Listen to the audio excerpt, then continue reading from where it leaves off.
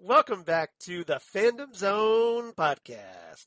I'm one of your co-hosts, Charles Skaggs, back in the Fandom Zone, once again, ready to talk the final 2 episodes of, hopefully, Season 1 of Jupiter's Legacy with my wonderful co-host, wonderful friend, and someone who's really hoping the Montreal Canadiens can somehow bounce back in their playoff series. DJ Nick. How you doing, Nick? Hey, Charles. I'm doing well. I'm torn between great anxiety when it comes to my hockey franchise, and on the other, I'm feeling kind of smug today, I have to say, because why? I know one should not be smug, but in this case, after the ideas that I'd had when it came to the Kornacki board we talked about last time, right? I am kind of satisfied that certain theories I'd had panned out. So, it's like, I have to actually say I'm glad. It means maybe that I'm starting to understand shows better. I don't know, but it's like, I'm so glad. I was very satisfied with myself. I know it's like no biggie, but I'm like, oh, this is good. So you're achieving some sense of self-validation. That's right. I mean, it's after watching these episodes and realizing, hey, I totally called that, right? Yeah, it shows that those 2 brain cells that are left are actually working. You mean those 2 brain cells which are off having a cigarette right now, probably? Yes. One's ordering whiskey at the bar and the other's out for a smoke. Yes. There you go. Well, you get 1 whiskey, 1 cigarettes. That makes perfect sense, right? Exactly. So that's very, very fitting. So here, everybody, here at episode 219, boy, we're getting up there. We're going to discuss Omne Pro Uno, which is Latin for all for one. Kind of like all for one, one for all, so very kind of 3 Musketeers. So get your Alexandra Dumas on. And your candy bar, I suppose. And your candy bar, yeah. Or your Charlie Sheen, Oliver Platt, Kiefer Sutherland movie on. There you go. I kind of like that one, by the way. It was not bad. It wasn't bad. Yeah, it wasn't bad. And also we're going to discuss How It All Ends, which was the, like I said, hopefully Season 1 finale of Jupiter's Legacy. So here we are, episodes 7 and 8, the last 2, and dying to know what you thought about this before we get into background and cast and whatnot. Because here it is, we spent the past 3 weeks discussing the first 6 episodes, and you obviously coming into this whole concept fresh from the start, and me coming in from the comic background, having read the comics, and now here we are, kind of at this momentary finish line, and I'm curious about what you thought about how this series wrapped up the season. Well, I think it wrapped up really, really well. I almost think that it got it's found its legs. The show found its legs towards the end of the first season. Right. Hopefully, we'll get another one because. I mean, granted, I did enjoy the first couple of episodes, but I think here they really upped the ante, and I really, really enjoyed it. It definitely had me on the edge of my seat. I was really taking it all in very much so. And I think the way they were able to wrap up most of the storylines that were present, because here we were dealing with multiple things going on all at once, I think it was very, very well. The time, once again, I think they managed their time very well. And they really kind of left us wanting more. At least personally, I'm wanting more. And I might have to go and knock on the doors of Netflix if something doesn't happen. I have to go one of those folks with like the signs, "Bring back Jupiter's Legacy" kind of thing.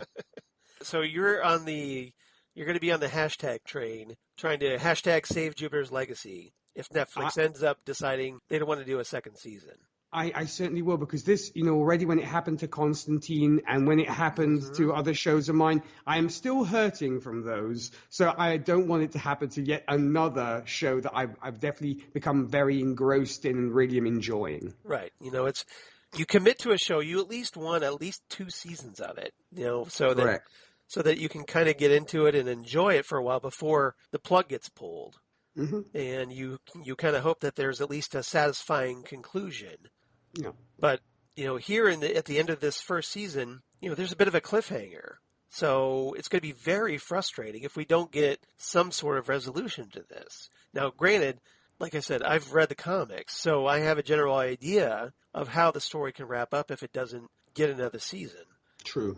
But, I'm very sympathetic, because like you brought up Constantine, which is a perfect example of a show that was murdered horribly by NBC before its prime. Oh, yes. And And we're left majorly hanging there as well, because there was kind of like that big scene. I'm not going to spoil it for anyone in case they want to watch that one season we got. Right. But it just, Well, they should. oh Because it's man, great. yeah. It's a great season. It's Yeah. probably And go and listen to Dangerous Habits after, folks, because it's a fabulous, fabulous podcast. Yeah. Oh, have you listened to those episodes? Yes, I have, sir. Way back in when we were just babies doing podcasts. Still trying to fumble our way through the universe. So I know how near and dear that show was to your heart. The Yeah, point it was. where you actually did the podcast about it. Well, I would be, if they do another Constantine TV series, I'm there. Or another movie or what have you. So, I keep hoping, there's, Matt Ryan's on Legends of Tomorrow, but let's face it, that's not Constantine. Not the Constantine TV series we want. It's Constantine Light, I think. Yeah, exactly. It's kind of like, here's Constantine on the Legends of Tomorrow show. So the focus isn't around him. I mean, maybe it is for like an episode or two, but generally, by and large, it's not the same show. The tone is completely different, and I kind of wish that, it almost feels like the animated projects that star Matt Ryan are more of a sequel to the Constantine TV series than Legends of Tomorrow.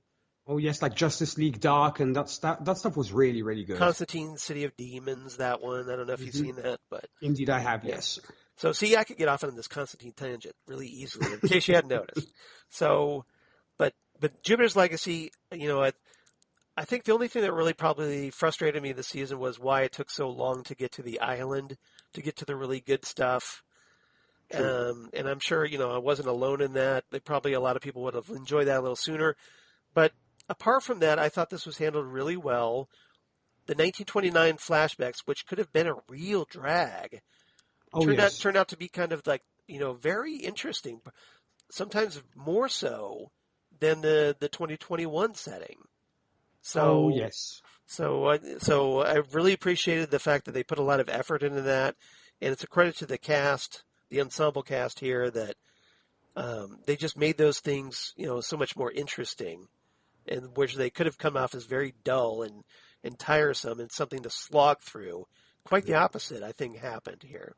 True. I mean, do you think that maybe that could also have caused folks to check out earlier because of the fact that we got the good stuff too late, and so it might have ended up being detrimental to the show as a whole, i.e., not possibly getting a renewal or what have you?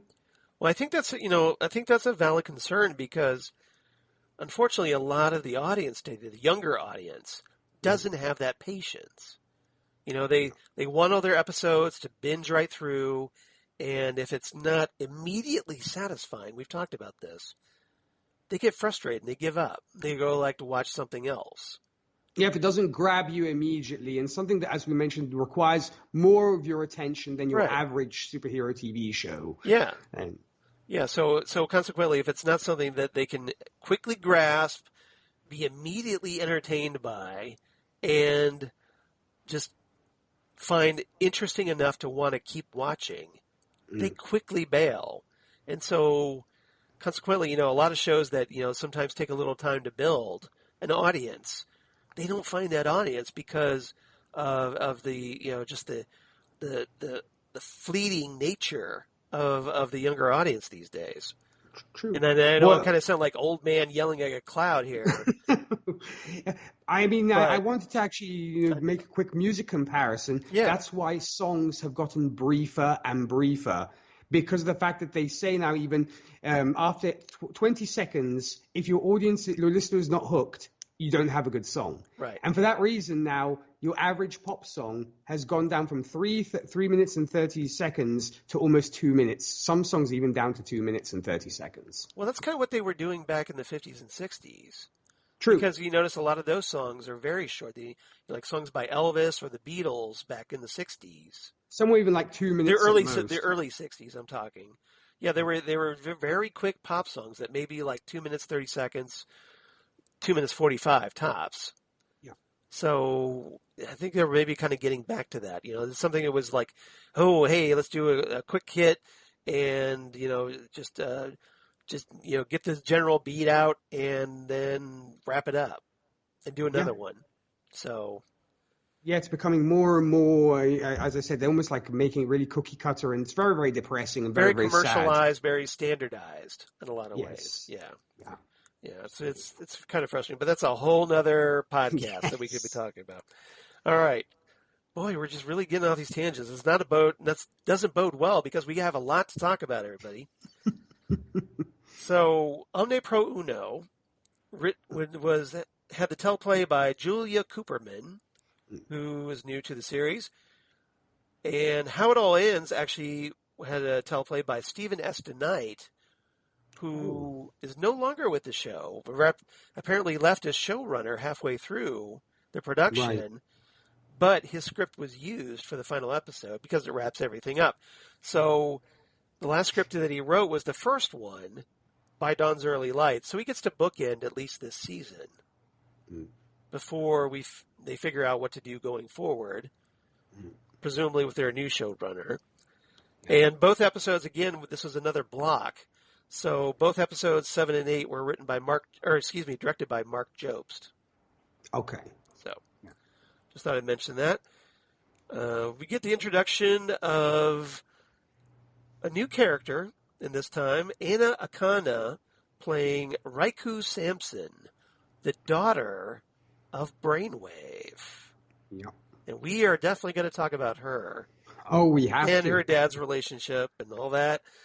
But I thought I'd mention her. She actually appeared. She's primarily known for being a YouTube star. Oh, she's a YouTuber. Okay. She's a YouTuber, but she's also appeared. She managed to get into the Ant-Man movie, the first one.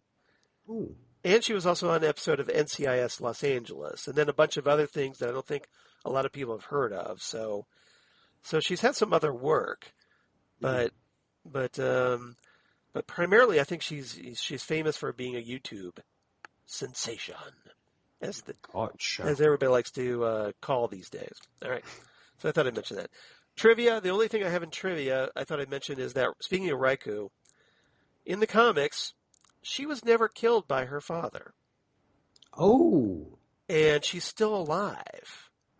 So I guess you must have been almost happy. I don't know if you were happy about it or not, that they had this major departure from the comics. Well, I kind of thought, she was a cool character. So I was a little disappointed they killed her off so quickly. Because, she does, like I said, she is part of things going forward. So this is another major divergence from the comic book series. But I think it was used primarily to kind of sell the fact that Walter is evil. Yeah, they wanted to show, I guess, the fact that he doesn't have any scruples, even for his own flesh and blood. So. Right, exactly. If he's willing to sacrifice his own daughter, what else is he willing to do? Exactly. So I'm pretty sure that was the reason for that. Yeah, sure. All right. So we have, like I said, 2 episodes we're going to talk about, so we're going to try to break these down as quickly as possible. I know, Nick, you're going to have to help me watch the clock because I don't want to get carried away. We got a lot to talk about. So, episode 7, Omne Pro Uno. 4 topics. So, topic number 1, let's jump to the present. So, 2021 setting. So, let's talk about Sheldon and Grace. Because I thought this is something I think we needed to talk about. Because Sheldon, this is the first episode of long lasting, because we talked about that stunning, emotionally charged episode 6, where Grace, had suffered the death of her protege, and she's still kind of reeling from that. And consequently, it's now making her look at her relationship with Sheldon a little differently. So what did you make of the way that Grace kind of stands up to Sheldon a little bit in this episode, talking about how, that she's not just consequently not going along with whatever he says this time. She's actually, she voices her skepticism about the code and then that it's broken. So I want to get your thoughts on that. Well, as you very well set that up, Charles, the fact that she is obviously still reeling from Jana being killed, and also, of course, what Grace herself had done, beating Marion pretty much half to death. Mm-hmm. So she still also has that psychological almost trauma of, I went beyond the pale in when it comes to code, and maybe the way that my morals are. Right. And so she might still be feeling almost enraged and traumatized by that. But I very much like the fact that she did stand up to him. And I think it really highlights how much of a despot Sheldon actually is without realizing it. In the sense that it's not that I think he literally, he's a control freak. We mentioned that he's a control freak. Right. And I suppose to him, it's like he expects his wife to fall in line with anything he will say. And that's why he's almost shocked that she actually has a differing opinion. And he's almost surprised that man and wife can actually disagree. Believe it or not, Sheldon, it does happen. Right. Yeah. And, as a married man myself, I can definitely attest to that. But, it just comes with the territory, especially after you've been married for some time. Like my wife and I, we've been married 2 decades. So, yeah, once in a while we have a disagreement on things. Go figure. Exactly. And also seeing my own parents who recently celebrated their, 40th anniversary. So, and I've seen, as much as they love each other, they don't always agree. Yep. It's impossible. And mazel tov to that, by the way. Thank you very much. I'll definitely be sure to thank them on your behalf. But yeah, I think the big problem is just that, because maybe he's so used to people doing what he says that even if his own wife dares to put a toe out of line and say he's wrong, he just can't bear it. Right. And he goes off at her. Almost, that's why I said it's almost like he doesn't realize that the union almost is like a dictatorship and not a democracy. Because if his wife has something different to say, it's like, how dare you, what I say. It's not that he says this, but it almost like implies what I say goes. Yeah. And you don't dare put a toe out of line. And I think even more so publicly, because she actually makes her own decision when they're still kind of trying to get into faux Black Star's mind. Right. And she makes the call of getting, of bringing in Raikou. Raikou, yeah, exactly. Yeah. And to Sheldon's shock and chagrin. And she did it publicly. So it's almost like she's been defying him publicly. And I think he just can't take that. And so that's why I think he blows up the way he does. Because maybe had it been behind closed doors, he might not have been as concerned or upset. But I think the fact that she's almost challenging his authority in front of the others. And he doesn't like that, having the major ego he does and being the control freak that he is. Well, he's so insistent that they need to present a united front for the younger supers. Right. And Grace pretty accurately says, no, idiot.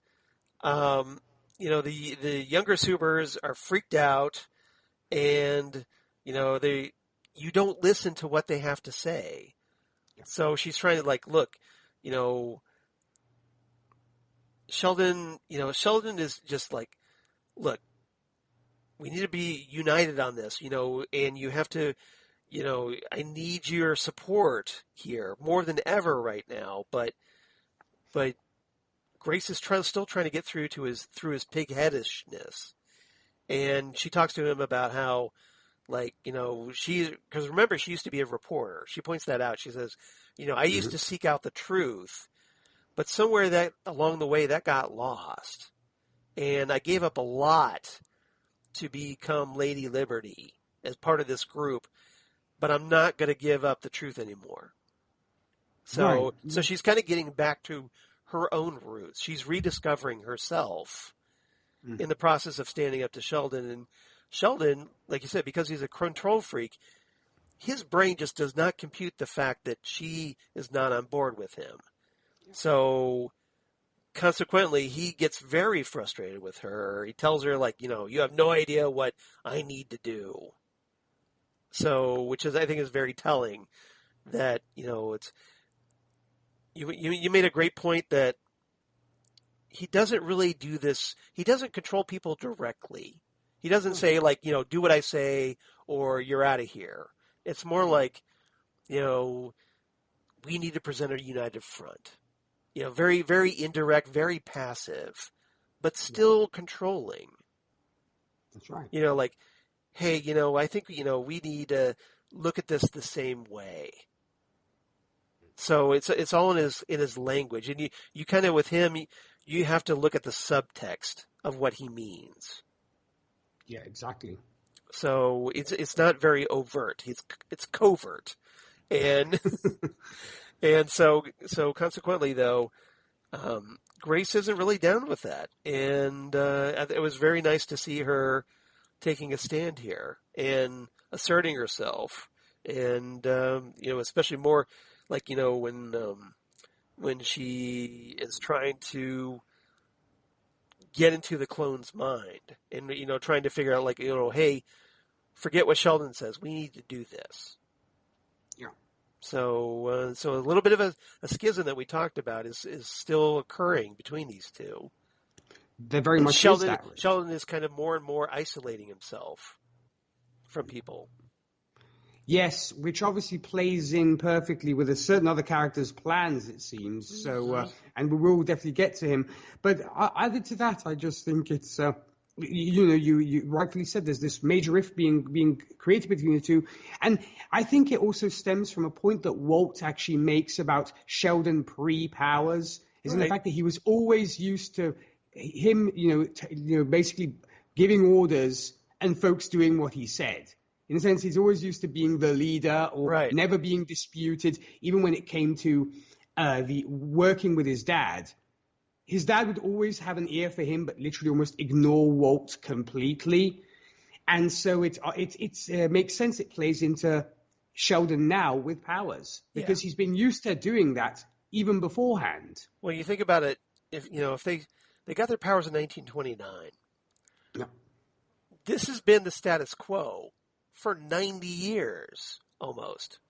That the fact that Sheldon was the leader, Walt was his number one guy, and and George was there, and so Sheldon, or excuse me, I would say Walter, understandably, has been frustrated by this. I think that the fact that maybe it started off as like a good idea, but probably over the decades, little things creep in here and there. And I'm sure because we know how Walt is, and we get a really good look at that in these last two episodes. Yes, we do. He is incredibly frustrated. So as a result, Sheldon, without being aware of it, is now at odds with his own brother. Oh yes, and he probably has been for longer than he realizes. Yeah, exactly. And you point out about him kind of being almost shocked, and it blows up in Grace's face about her having a different opinion of his.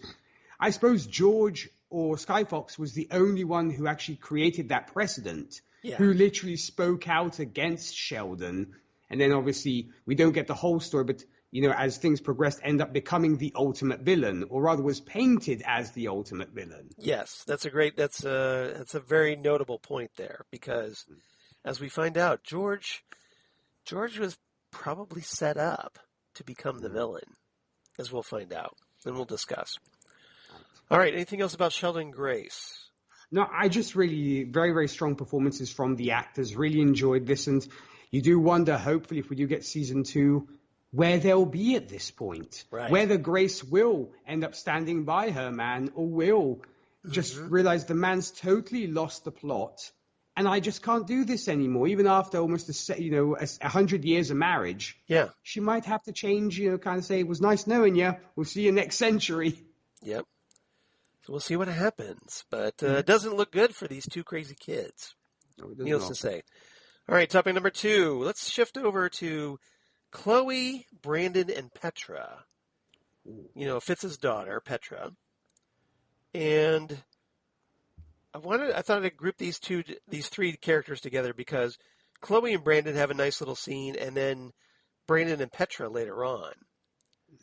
So let's talk first about Chloe and Brandon, who they finally reconnect because we haven't seen much of the two siblings together in this series. So they're kind of hanging out watching the coverage of Jana's death. Chloe shares that, things didn't go well the last time she saw Jana because, remember, she laid into Jana. And Brandon, however, is blaming her death on himself, I think. Yes. So Chloe kind of has to talk to him and said, "Hey, look, no matter what you do, good or bad, someone's going to die. It's not your fault." But Brandon kind of feels like he should do more, and he's kind of like being like his father, feeling that he's not doing enough. So what did you make of this conversation between these two characters, first and foremost? Well, they definitely had not had the chance to actually be together in the same room for quite some time, as you had mentioned. Yeah. And in fact, there was that whole thing about her not being there at the funerals when, which we'd seen earlier in the season. And so we finally actually get them to, and they actually have a decent conversation to where she's not snapping at him. He's kind of not being, the boy, Right. Wonder Boy or whatever. And they're just kind of talking. But I suppose Chloe makes a very good point. It's almost like damned if you do, damned if you don't, to quote good old Bart Simpson, because that's pretty much the way it goes. But now I want to listen to "Do the Bart Man." Yeah, or Deep Trouble. That was Deep Trouble. There you go. That's it. Yes, that's going back a ways. Indeed, it is. Yeah. But yeah. So I guess she basically points that out to him. And you said, I think Brandon is very much his father's son. I think it almost sadly shows the brainwashing. Because I'm going to openly call it brainwashing on Sheldon's part when it comes to Brandon. Because I think Brandon was trying to almost become his own person. Yeah. But it almost seemed to me like Sheldon was almost trying to quash that. And he seems to want to quash that in everybody in general. It's like nobody's allowed to kind of be their own person. They all have to be extensions of myself. Yeah. And think the way I do. So Chloe obviously escaped. They need to be clones of me is what he wants. That's exactly it. And so he can't stand a personality because a personality is a messy business. Yes. So he doesn't want that. Right. But I think that unfortunately the brainwashing seems to be kicking in with Brandon because he really does want to reach the higher standard, and the fact that he really wants to be Paragon. He wants to live up to his superhero name of being a Paragon. Right. For good. But at the same time, you think to yourself whether he wants to be almost, as I mentioned in our previous episode, vigilante-style superheroes. In what I did with Black Star, I could probably do again to other people if they deserve it. Yeah. So that's maybe why he feels why the Janna's death is on him. Because, granted, I mean, he can't be everywhere. So I don't think Brandon should be so hard on himself. But I think it's his dad. It's the problem that his dad kind of almost guilts him into the fact of you're a superhero. You have to have the superhero guilt if bad things happen, even though it's not your fault. Peter Parker syndrome, as I like to call it. That is the perfect way to describe it, indeed. Other than that, I mean, Chloe, other than giving her reasons, doesn't really do much else after this conversation because she kind of just walks out the door and zooms off out of frame. Yeah. But I thought it was go ahead. I'm sorry. No, go ahead. Well, I was just going to say, I thought it was interesting because, obviously after her overdose, we're now seeing her sober. So she's able to talk to her brother on a rational level here. True. So I thought it was a nice little change of pace. That Brandon even reaches out again and tries to say, hey, look, it'd be great if you could, swing by the house once in a while. Mm-hmm. And she says, well, I don't know if that's going to happen. That's not going to happen. But she kind of she takes a little second thought about it and says, well, maybe I'll think about it. So there's that room now that maybe she's being more receptive here. Yeah. Because of the way Brandon approached her and he made the offer, not her father. You'd hope that after her overdose, she would have learnt something. Yeah. But at the same time, you think to yourself, knowing this character's habits, it probably is the nth overdose that she's had. So she probably just gets up and shrugs it off, and off she goes to do something else. Yeah. So we'll see what happens with Chloe, but I did like the fact that we finally got to see these two at least talking a little bit, and Brandon he is subscribing to the Sheldon doctrine here. He wants to buy into it, but I think he still has some reservations, whether he realizes it or not, because, he was willing to break the code. And because he saw the importance of that moment, that, look, if I didn't break that code, you would be dead. Mm. So he's willing, and this is where the distinction is between Brandon and his father, is that Brandon is willing to take that next step. He's willing to do what is right for the moment, as opposed to what Sheldon thinks should be the right thing for the moment. True. And you make a good point there, because I think to myself, maybe it's his only way to be close to his dad, because I think he really wants that closeness to his father. Yeah. And he feels like the only way to do that is to almost fool himself into buying into the code, when, like you said, probably he does not really believe it, but he's trying to almost convince himself to buy into the code in order to spend time with his father. And I think that is the point, is unlike Chloe, he really wants to bond with his dad. Yes. And this is the only level they can bond on. So this is their common ground. Mm-hmm. So consequently, and I've kind of done some of that, myself with my own father, because, my dad is really big into golf. And so consequently, I have no interest in it, but he would, I would go out to the golf course with him just to spend time with him. So I kind of get that mentality. This is obviously a very different thing from golf, superhearing versus golf, but kind of it's the same process. It's the same principle, right? The same basic principle. So Brandon wants to spend time with his father. Nothing wrong with that. He wants a relationship with his father, but he's doing it on his father's own terms. Mm-hmm. They're not equals here. That's why I think that going back to the concept I said of, he almost nullifies his personality in order to basically become a mini-me version of Sheldon. Yeah. To do that, he sacrifices who he is as a person. And he's like, you're still yourself when you go and, hang out with your dad to play, golf. Right. Here, he's literally not being Brandon. And we see this actually later on when he has the talk with Sheldon. It almost seems like he's become literally a disciple. Yeah. He's like, oh, yes, the code is, God bless the code, and all this kind of thing. It becomes very, very much an initiate, very much that adept, if you will. Is it so much that he's a disciple, or is it that he's just trying to convince himself? Yeah, it could be both. I mean, that's why I think he says the only way to sell it to my dad is to say that I love the code, Father. Right. Yeah, I'm Team Code, okay, Dad? Yeah. So can I be in your secret club now?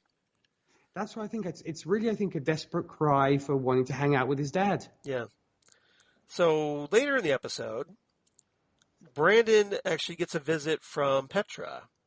Because remember, Brandon is still grounded, which still makes no sense. Wink. Right? So Petra shows up. She tells Brandon that she wants to leave the Union.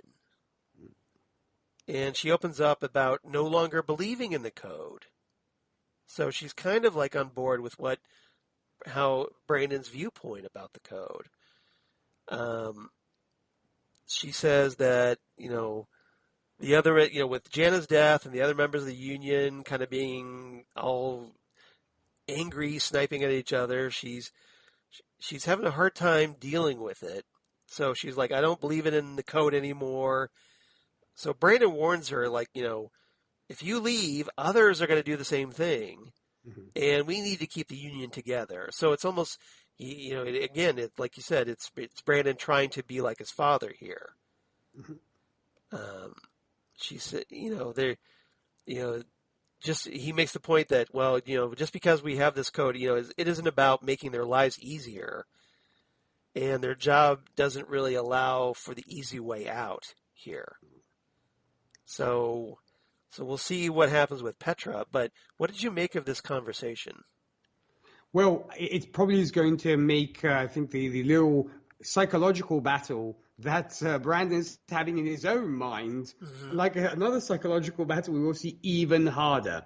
Because I think he's really is torn between two places of, do I please my dad, or do I embrace, as I mentioned before, my true nature of wanting to be my own person, leaving the union like Petra, because she makes a good point, and maybe start up our own team, if you will, where there's more free exchange of ideas, and it's not as tied to the code. To what Sheldon wants, So exactly. So do you see? Do you think this is more like another seed of doubt being planted in Brandon's mind right now? I think so, because if somebody that you care about and that you're friends with, I mean, one could almost call it peer pressure, I think, to a certain extent, but at the same time, in other senses, it's also, I think, somebody that he evidently cares about is saying, look, this isn't working anymore.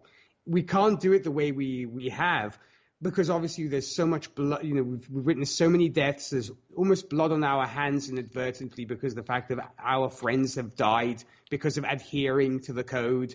Right. So I think it really is. That's why I think Brandon is even more torn, because of course he is the Utopian son.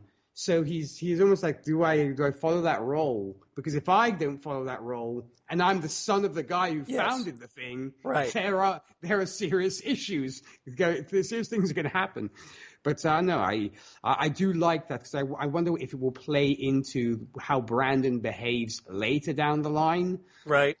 And I have a feeling his uncle might play into that too, might feed that wolf inside him as well. Well, I think there's a very strong possibility of that. So we'll see. Which he had already started doing, which we had seen that in previous episodes. Yeah, like their little, let's hang out on the roof and talk a little bit.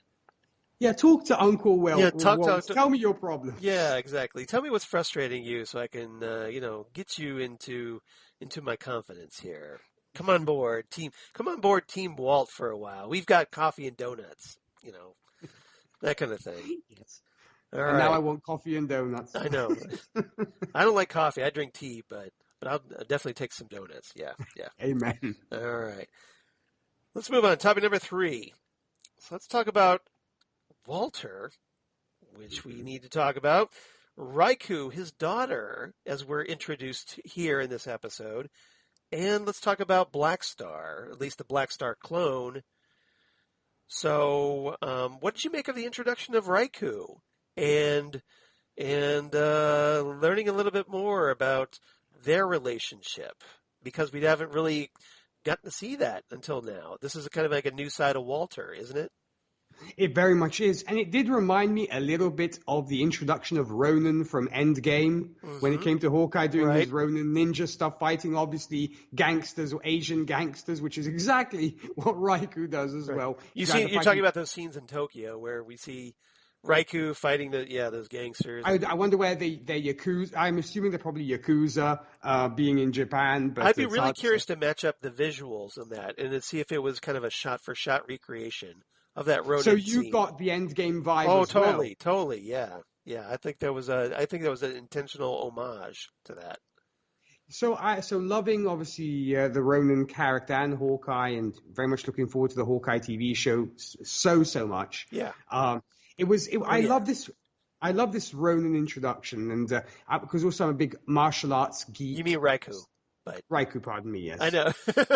I'm getting my R's confused here. Right, that's fair. That's fair. But no, I mean, being a big martial arts fan, I love these kind of sword fighting. No surprise, I love the sword fight in Kill Bill. And this also reminded me a little bit of that. Granted, there were 88 or 100 people that, in that case, that Uma Thurman was fighting against, but I love the vibe. I did get kind of you bring up, I'm sorry to interrupt, but sure. I did kind of get a Crazy 88 vibe from the guys that she was fighting. I wonder kind of if that was also an intentional homage. Well, yes, because we did get also a lot of blood being splattered, limbs kind of flying across the screen, and this kind of in perfect Tarantino fashion. So I very much enjoyed her introduction. She is, I suppose, very sassy, she is Chloe on steroids. Okay. In the sense that I think she's even more jaded and hardened, and because I wouldn't consider her a villain. She just is very, very cynical and very, very dry-witted. And I guess the apple doesn't fall far from the tree. So like me, I guess. I don't know. Who knows? Now we just have to put a katana in your hands, and I guess we're good then, Charles. I've got one. I've got one upstairs. Just saying. Excellent. But yeah, and that's why when we later find out things, it seems like the apple doesn't fall far from the tree. Yeah. But yeah, and clearly her and her father have been at odds, and these two folks, as they used to say in the WWF, these two guys don't like each other. It's clear that they just don't like each other one bit. And yeah, so I really, really enjoyed this introduction, and I know that you're a fan of old school martial arts and stuff. So, what in having read the comics, did you like this depiction of Raikou? Well, I thought it was pretty faithful. Like I said, apart from the fact that, in the next episode she gets killed. I love the introduction.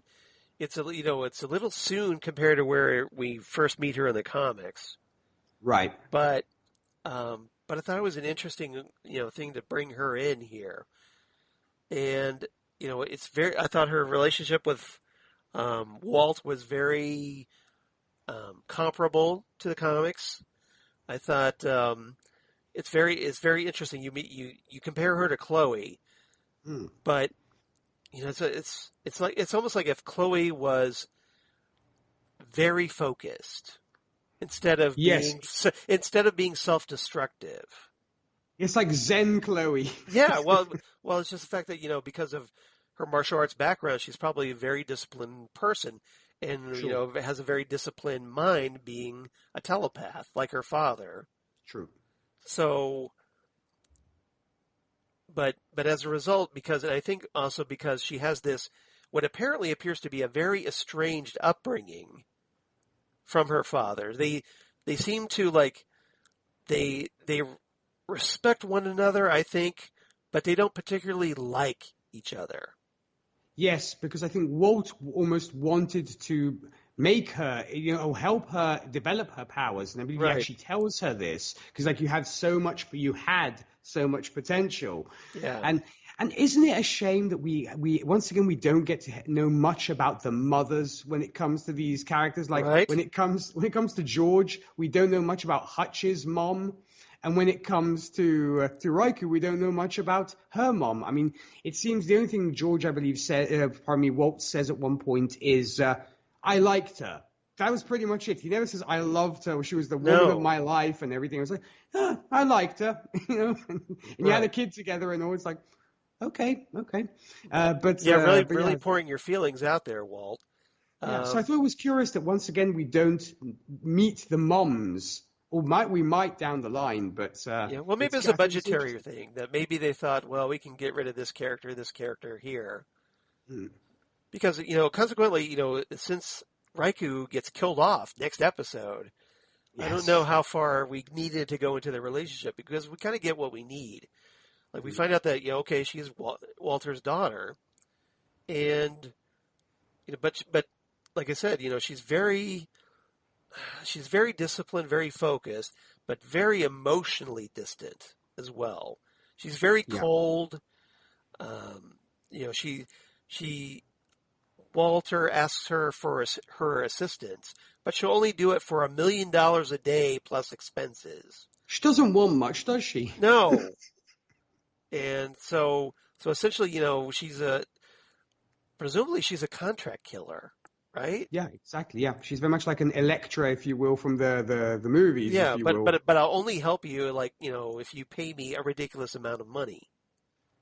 Because she's possibly maybe hoping that she doesn't have to do it, so she's like, I'll probably shoot as high as I can. Right. And he hopes that he'll be like, no way, I'm giving you $1 million a day. So it could be that she just makes him a ridiculous offer for that reason. Could be. It could be. There could be something to that. I will definitely grant you that. So, but she eventually ends up being brought in, and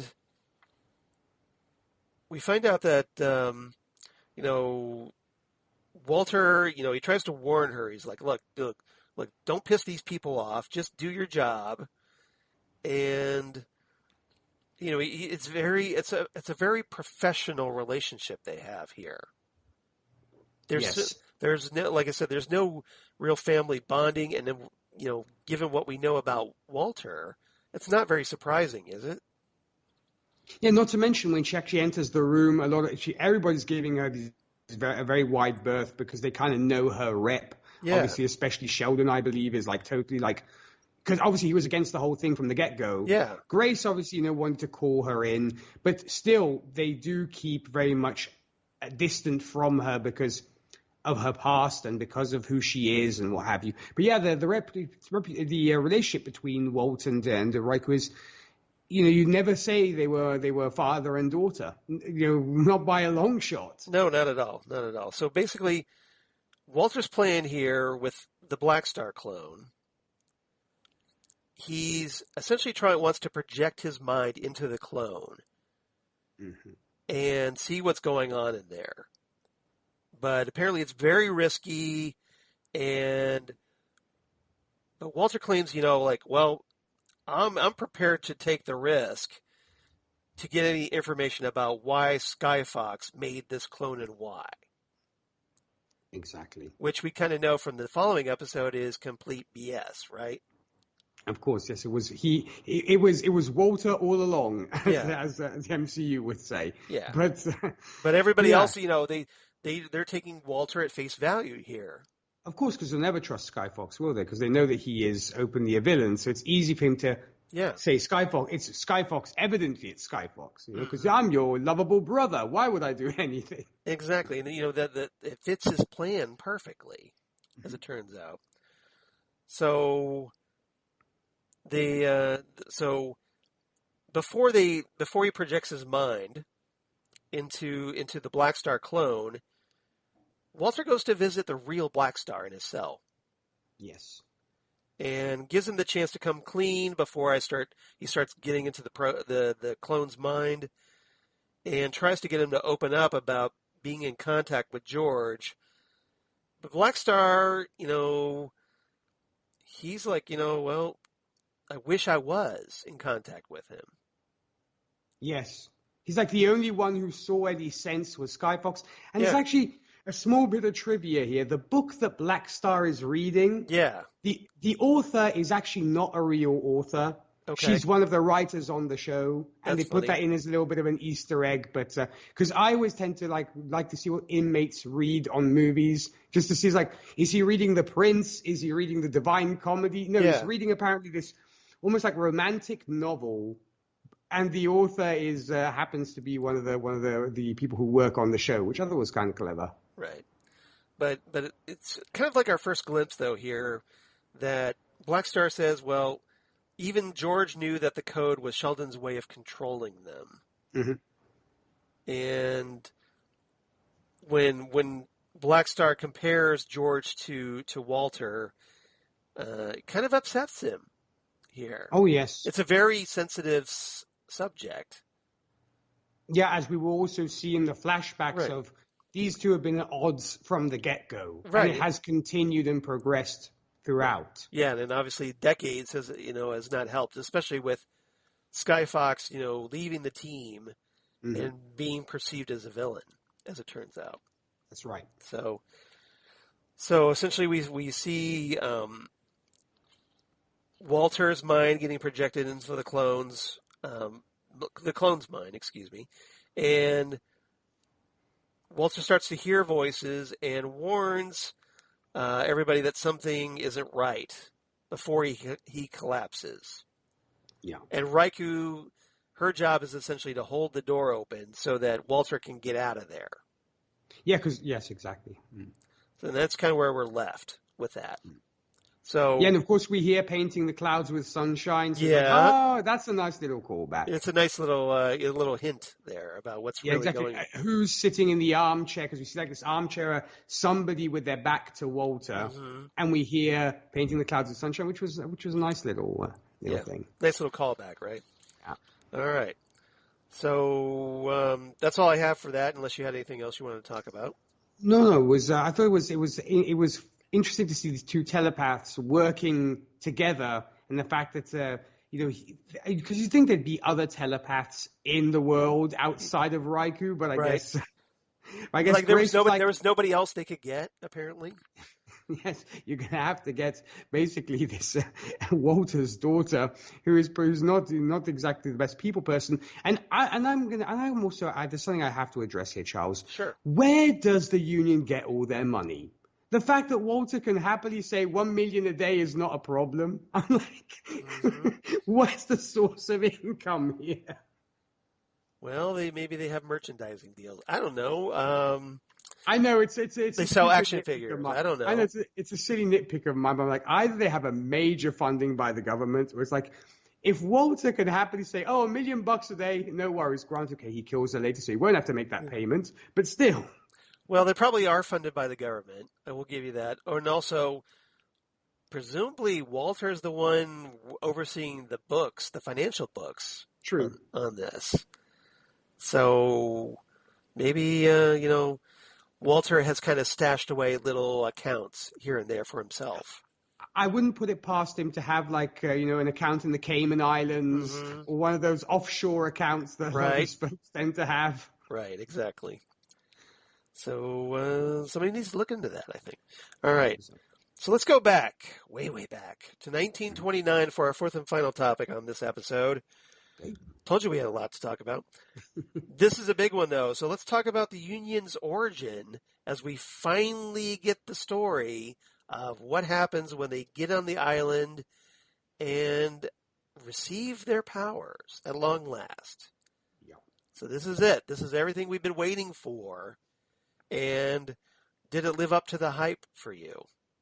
It very much did. It very much did. I thought it was well played, and the cinematography once again did not let me down. I thought it was all very well executed, and I didn't expect it to literally be an ordeal. Right. But not to mention, these folks get on the island, and obviously they don't know what they're looking for. It's like, are we looking for like a chest? Are we looking for like a statue? Are we looking for what the heck are we looking for on this island? And you think to yourself, will they know what it is when they find it? They do, of course, but you think to yourself, they might even just walk by something which is essential, and they're like, what is that? It's just some rock, and they walk on. But you think about it, nobody else knows what's going on apart from Sheldon. Yeah. They get on this island, and so it's kind of like, well, where do you start looking, right? And what are you looking for? What are you looking for? You don't know what you're looking for. You don't know where to look. So you're just kind of like fumbling around in the forest or whatever, and you're trusting that Sheldon, knows where to go, right? They're putting all their hopes on that. But by now, obviously because Sheldon believed in the island, got them to the island, they're actually on the island now. Mm-hmm. So Sheldon does have some credibility now at this point. Yeah. He's got a track record. So essentially what they're doing is they're putting all their faith behind Sheldon, that he will be able to suddenly recognize what they need to do, where they need to go. So he kind of becomes the leader here. So this is where I think he starts becoming the leader of the group. Yes. And very much so. They start to explore the island, but as it turns out, they start finding some glyphs, and they come across this desert. So they're kind of like, I don't think we should cross this, like maybe we should turn back. But as it turns out, the island won't let them. Dun, dun, dun. Yeah, it's like the only way is forward. You can't turn back. Yeah, the island is apparently sentient. It's kind of like Krakoa in the X-Men. I was just going to Krakoa for sure. Yeah. Right. So consequently, the island, just when they try to leave, barriers come up, stone barriers. Yeah, because basically trees start sprouting out of nowhere. And then snow comes down, on top of them. So they start, freezing or whatever. So they're like, we have to go forward. The only way the island is going to let us go is to keep going through that desert. So they trudge through the desert. There's like a sandstorm. They plow through that as best as they can. All with Sheldon leading them to wherever. They don't know. And what we find out is that we kind of see them kind of going through a series of tests. Yeah. and seeing how they react to them. But along the way, they kind of, they start, especially George and Walter, to no one's surprise at this point, really start sniping at one another. And ultimately they get to this point where it's a dead end. And so they kind of turn around and like, okay, I guess we can't go forward, so let's try to get out of here. But then the rock face closes around them. Yeah, and then now they're literally surrounded by cliff face, literally. Yeah, so essentially there's no way out apart from like going up, but who knows if that'll They can't be covered. fly at this point. They can't fly at this point, right? They don't have climbing gear. So they're like, no, okay, now what? And then they start sniping at each other. And it's at that point they kind of they notice that, and I think it was Grace that notices this, that they notice that there's been other people there besides them. Yes, because they see strewn on the ground the bodies of men who from numerous centuries, from countless centuries. I believe they find a Viking helmet, and I believe they obviously there are all these skeletons all over the place, and among, like, almost as a centerpiece. Whoever did the designing is like, this is the centerpiece. I want to put this right in the middle. It's like the conversation piece of the room is you have the two people literally killing each other. Basically, I suppose, what is it? Their swords are plunged into each other's respective chests. Yeah, you see that they've been fighting each other. And then and Grace kind of pieces this together. She's like, it's a test. And if we keep fighting each other, we're going to fail the test. And it's kind of like at this point where Sheldon, he kind of realizes that, they need to let the past go. And he touches the wall, like the face of the rock face, and then it starts to light up. Yeah. And then George does it, or what? Like, I want to say, like, George does the same thing. His lights up, and then Walter comes over, but Walter's doesn't light up. Yeah. And we find out that apparently, because Walter still has some issues regarding George, it's the main reason why his won't light up. It could have made for quite the comedic moment where the two kind of turn and look at Walter kind of almost frowning, going, like, really? Really? So Sheldon's like, you got to let this go, man, because otherwise we're not going to be able to get out of here. So at least for that moment, as it turns out, Walter is able to put that behind him, and everybody gets there, places their hands on, things light up, and a door opens. Yes. And we get to see them. They enter through the door. It's all very ominous, right? And then the next thing we do, we see them on the moon, apparently a moon of Jupiter, because we see Jupiter off in the skyline. That's right, yes. So it's like, oh, wow, they just suddenly entered outer space out of nowhere. Right. And then they get confronted by people that they had talked about previously that they would like to see again. People that have died or whatever, people that have been lost to them. And so, of course, it's those exact same people that are there trying to talk to them. And they try to tell them that, they've all proven themselves worthy, and this is when this big, burst of power hits them and washes over them. Yes, like, congratulations, you have survived the ordeal. Exactly. And they're like, you have reached this level of the game, and now you get these powers and abilities. Yes. And interestingly, that wave, when it spreads out, it also kind of goes all the way back to covers the entire island, and then also reaches the ship. Yes. Which I think is going to be a way to explain why there are other superheroes and supervillains. Yeah, because you actually see the pattern which had been created. It briefly lights up on the skin of the remaining crew on the ship. It's like something evidently entered their system. So presumably they're not as powerful, though. As diluted powers. Yeah, exactly. It's because, the Union, they were the ones that were most worthy. So they get the best superpowers. But other people that were there in the vicinity either they or their descendants will get superpowers, just not as powerful, right? They might get those like really, really mediocre powers. Like it made me think of have you ever seen the TV show Misfits?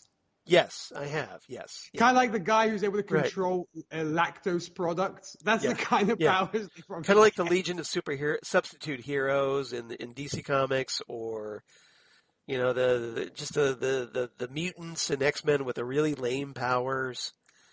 Kind of like that. That's why it kind of made me think of the Misfits for that reason. But yeah, it's true. They'll probably get the really kind of rubbish powers. Right. Or at least, like the Diet Coke versions, where they're not nearly as powerful. So that's right. So what did you make of that moment? That big, did you, the way that they got their powers, that whole, the visual effects and the way that it was told. What did you make of all that? Well, aside from the effects, which I very much enjoyed, it was a great vehicle to explore character development as well. Because we did have, of course, like you mentioned, where the big tiff or the big rivalry between George and Walt almost begins, because they're constantly bickering, constantly arguing, and it seems like eventually they're going to be the ones to kill each other first, because it just keeps boiling and boiling and boiling. But added to that, you also get the issues between Walt and Sheldon, because while they're actually walking along this cliff face, which is like if you even put one step out, you're going to tumble to your death. I'm like, wow. Sheldon and Walter, you guys decided to discuss family issues now, where you're like literally walking along this sheer drop. So let's talk about our family while we're trying not to put a foot out of place or slip and fall. Well, it pushes Walter to his breaking point at this point. Yes. And this is where he completely unloads, and I'm glad you brought this up, about his feelings about Sheldon, being the golden boy in their father's eyes, and Walter admits, this is the first time where he admits he blames Sheldon for their father's death. That's right. So, look, if you didn't want to expand, things would have been okay, and he would have committed suicide. So it's your fault. It also, I think, very much also explains where Walter goes later on when we get to 2021. That this animosity was already prevalent. It was just sort of waiting for a moment to just blow up like a volcano, just erupt. And so I think it was. I think it's because Walter represses his feelings. Yeah, as we'd mentioned before, it's like that pressure cooker moment where it's just bubbling, and eventually the lid's going to blow. So I thought it was a nice thing on the writer's part to give us the story to progress, while at the same time giving us character development as well, to actually make us care about these characters. Because you are, of course, interested in the journey, but you also want something a little bit more meaty as well. And I like that we got that. Yeah. Other than that, the ordeal was fun to watch. And I still have to think to myself, when they're putting their hands against the face, whether it's like, okay, you have to forget that you have any issues. How do they do that? It's like, I am in a peaceful place. Yeah. I have no problems with this guy. It's like, and they're like, oh no, I hate him. Oh, darn, I remember. Damn it.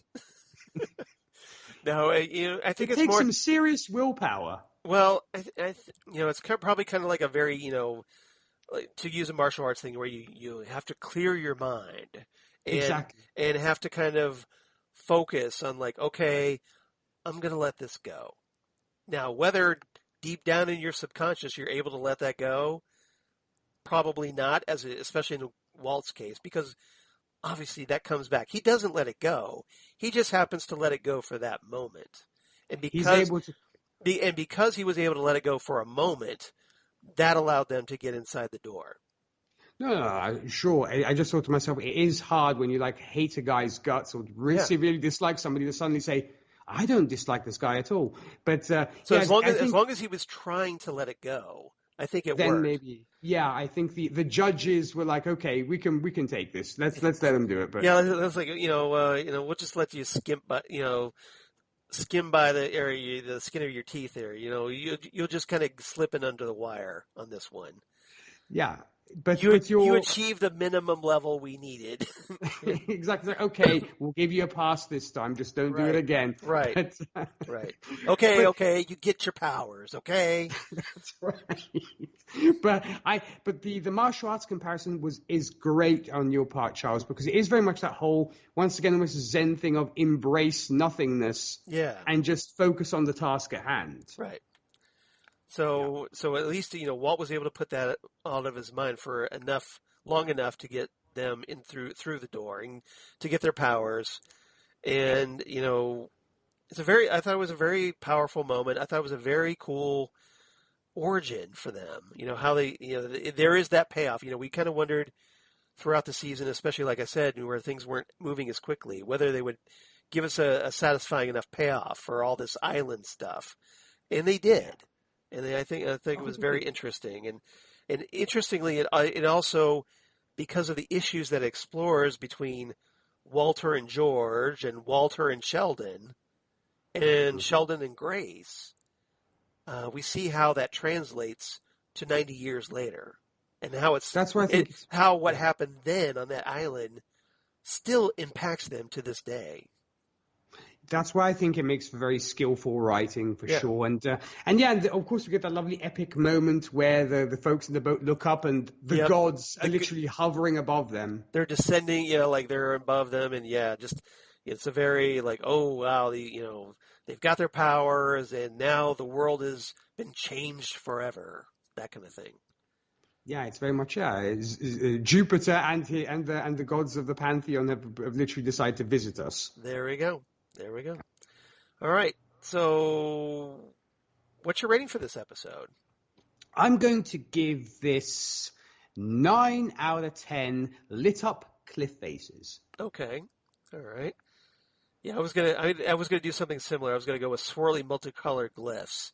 So, Nice. But I'm gonna go. Sounds like a candy, right? Have some swirly multicolored glyphs. They're tasty. It works for me. Yep. It works for me. Kids love swirly multicolored glyphs. I'm right there with you. I'm going to give this one a 9 out of 10 as well, but I'll give it 9 out of 10 Moons of Jupiter. How's that? Nice. There you go. That works. All right. Okay, so final episode of Jupiter's Legacy, at least hopefully for now, right? How It All Ends. Very fitting title. So we're going to do 4 topics again. First topic, let's just get this out of the way because it wasn't the primary focus of this episode. Let's go back. Let's stay in 1929. And let's talk about the Union's Code because, like I said, we don't get to see much of 1929. That was the big episode, that we just discussed. But I thought it was important to talk about at least we kind of get the first little glimpses of what happens after they had gotten their powers. They've returned to America somehow, and presumably on the boat. And we kind of pick up with Walter and Sheldon in the local diner discussing about how their lives have changed. And, we get to hear radio talking about the mysterious superheroes. And what'd you make of that scene? Well, it is very much plays into, any kind of superhero TV show or movie that, I think it wants to obviously bring out that stereotype of who are these mysterious Avengers and what have you. So, and it was very golden age a little bit. And I love that. I love also the old timey kind of radio voice and stuff. I kind of have an affectation for that. And it seems that apparently at first they actually did this with masks. They weren't open about their identities. Right. Because I believe it's when Sheldon and Walter talking about this is like, I don't think they'd even recognize me without my mask. or I think it's Walt saying he's uncomfortable with wearing a mask or something to this effect. I forget exactly what the whole discussion was, but apparently they started out masked and then they made it a public thing. So it's nice to see their enthusiasm about it all, and it's like it's such a shame that the enthusiasm did not carry on. No, but I thought this scene was interesting because they talk about Walter makes a comment that Sheldon needs to lighten up when he tries to make a joke, and Sheldon promises Walter that no matter how close Sheldon and George are, the bond between Walter and Sheldon is far greater. Yeah. And you know when And- somebody says that, Right. it's never good. It's not, but so I think this is another key reason why Walter has this animosity towards Sheldon, because he feels like, and especially towards George, is that he feels that Sheldon has replaced him with George. Mm. You know, as a surrogate brother. Like Right. Walter or Sheldon and George get along better. So consequently, Walter now has this rivalry with George, you know, competing for Sheldon's love, almost as a brother.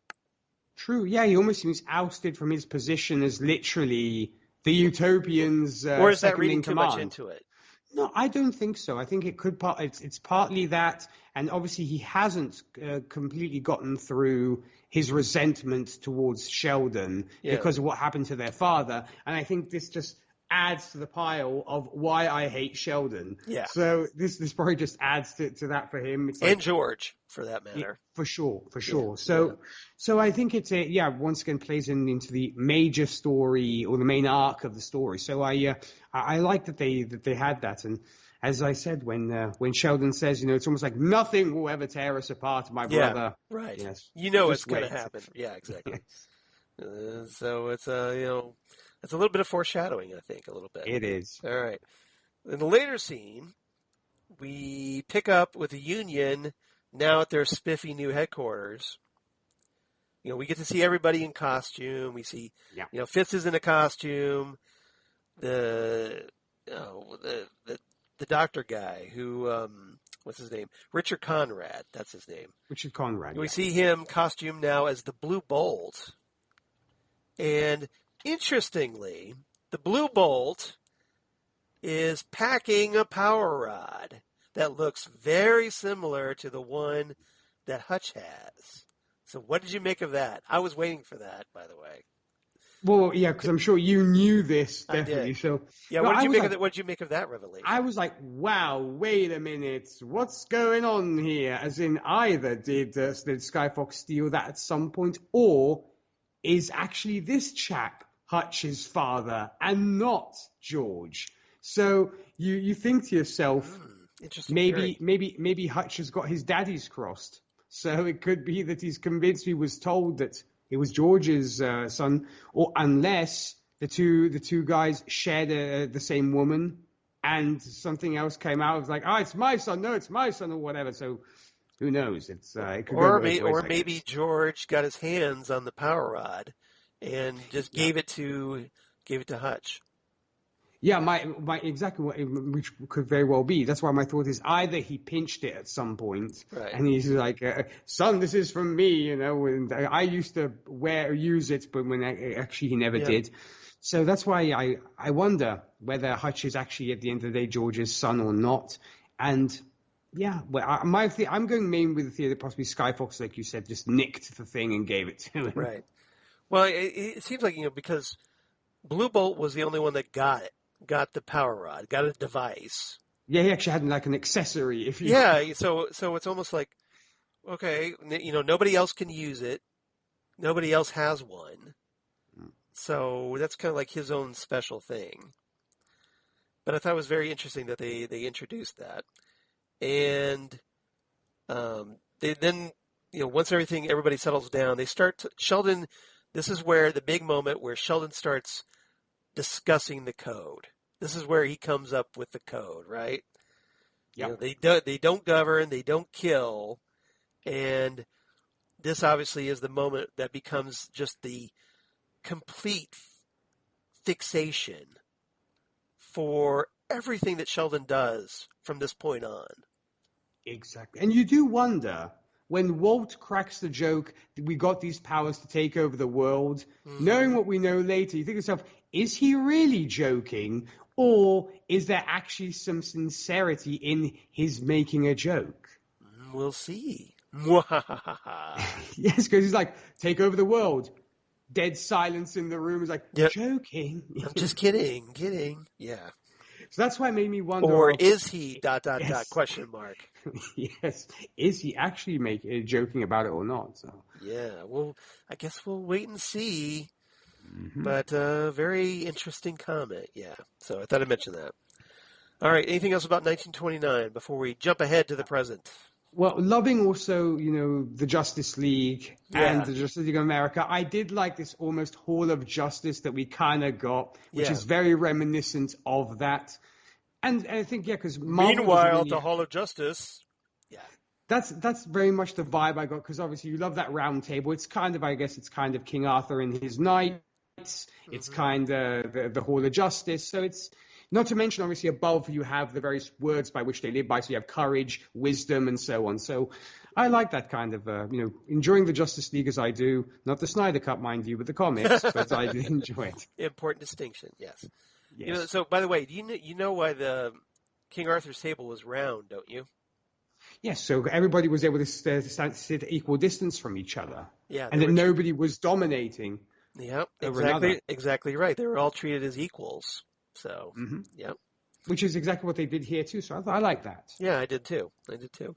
A lot of people don't know that. That's why I thought I'd mention that. All right. So let's jump ahead. 2021. Let's go to the 21st century. Topic number 2. Let's talk about Chloe and Hutch.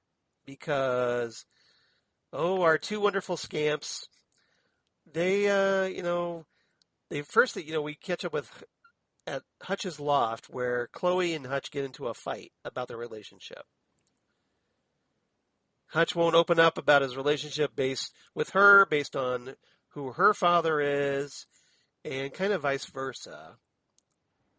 Although obviously, Hutch can't get a hold of his dad. He's trying, though, as it turns out.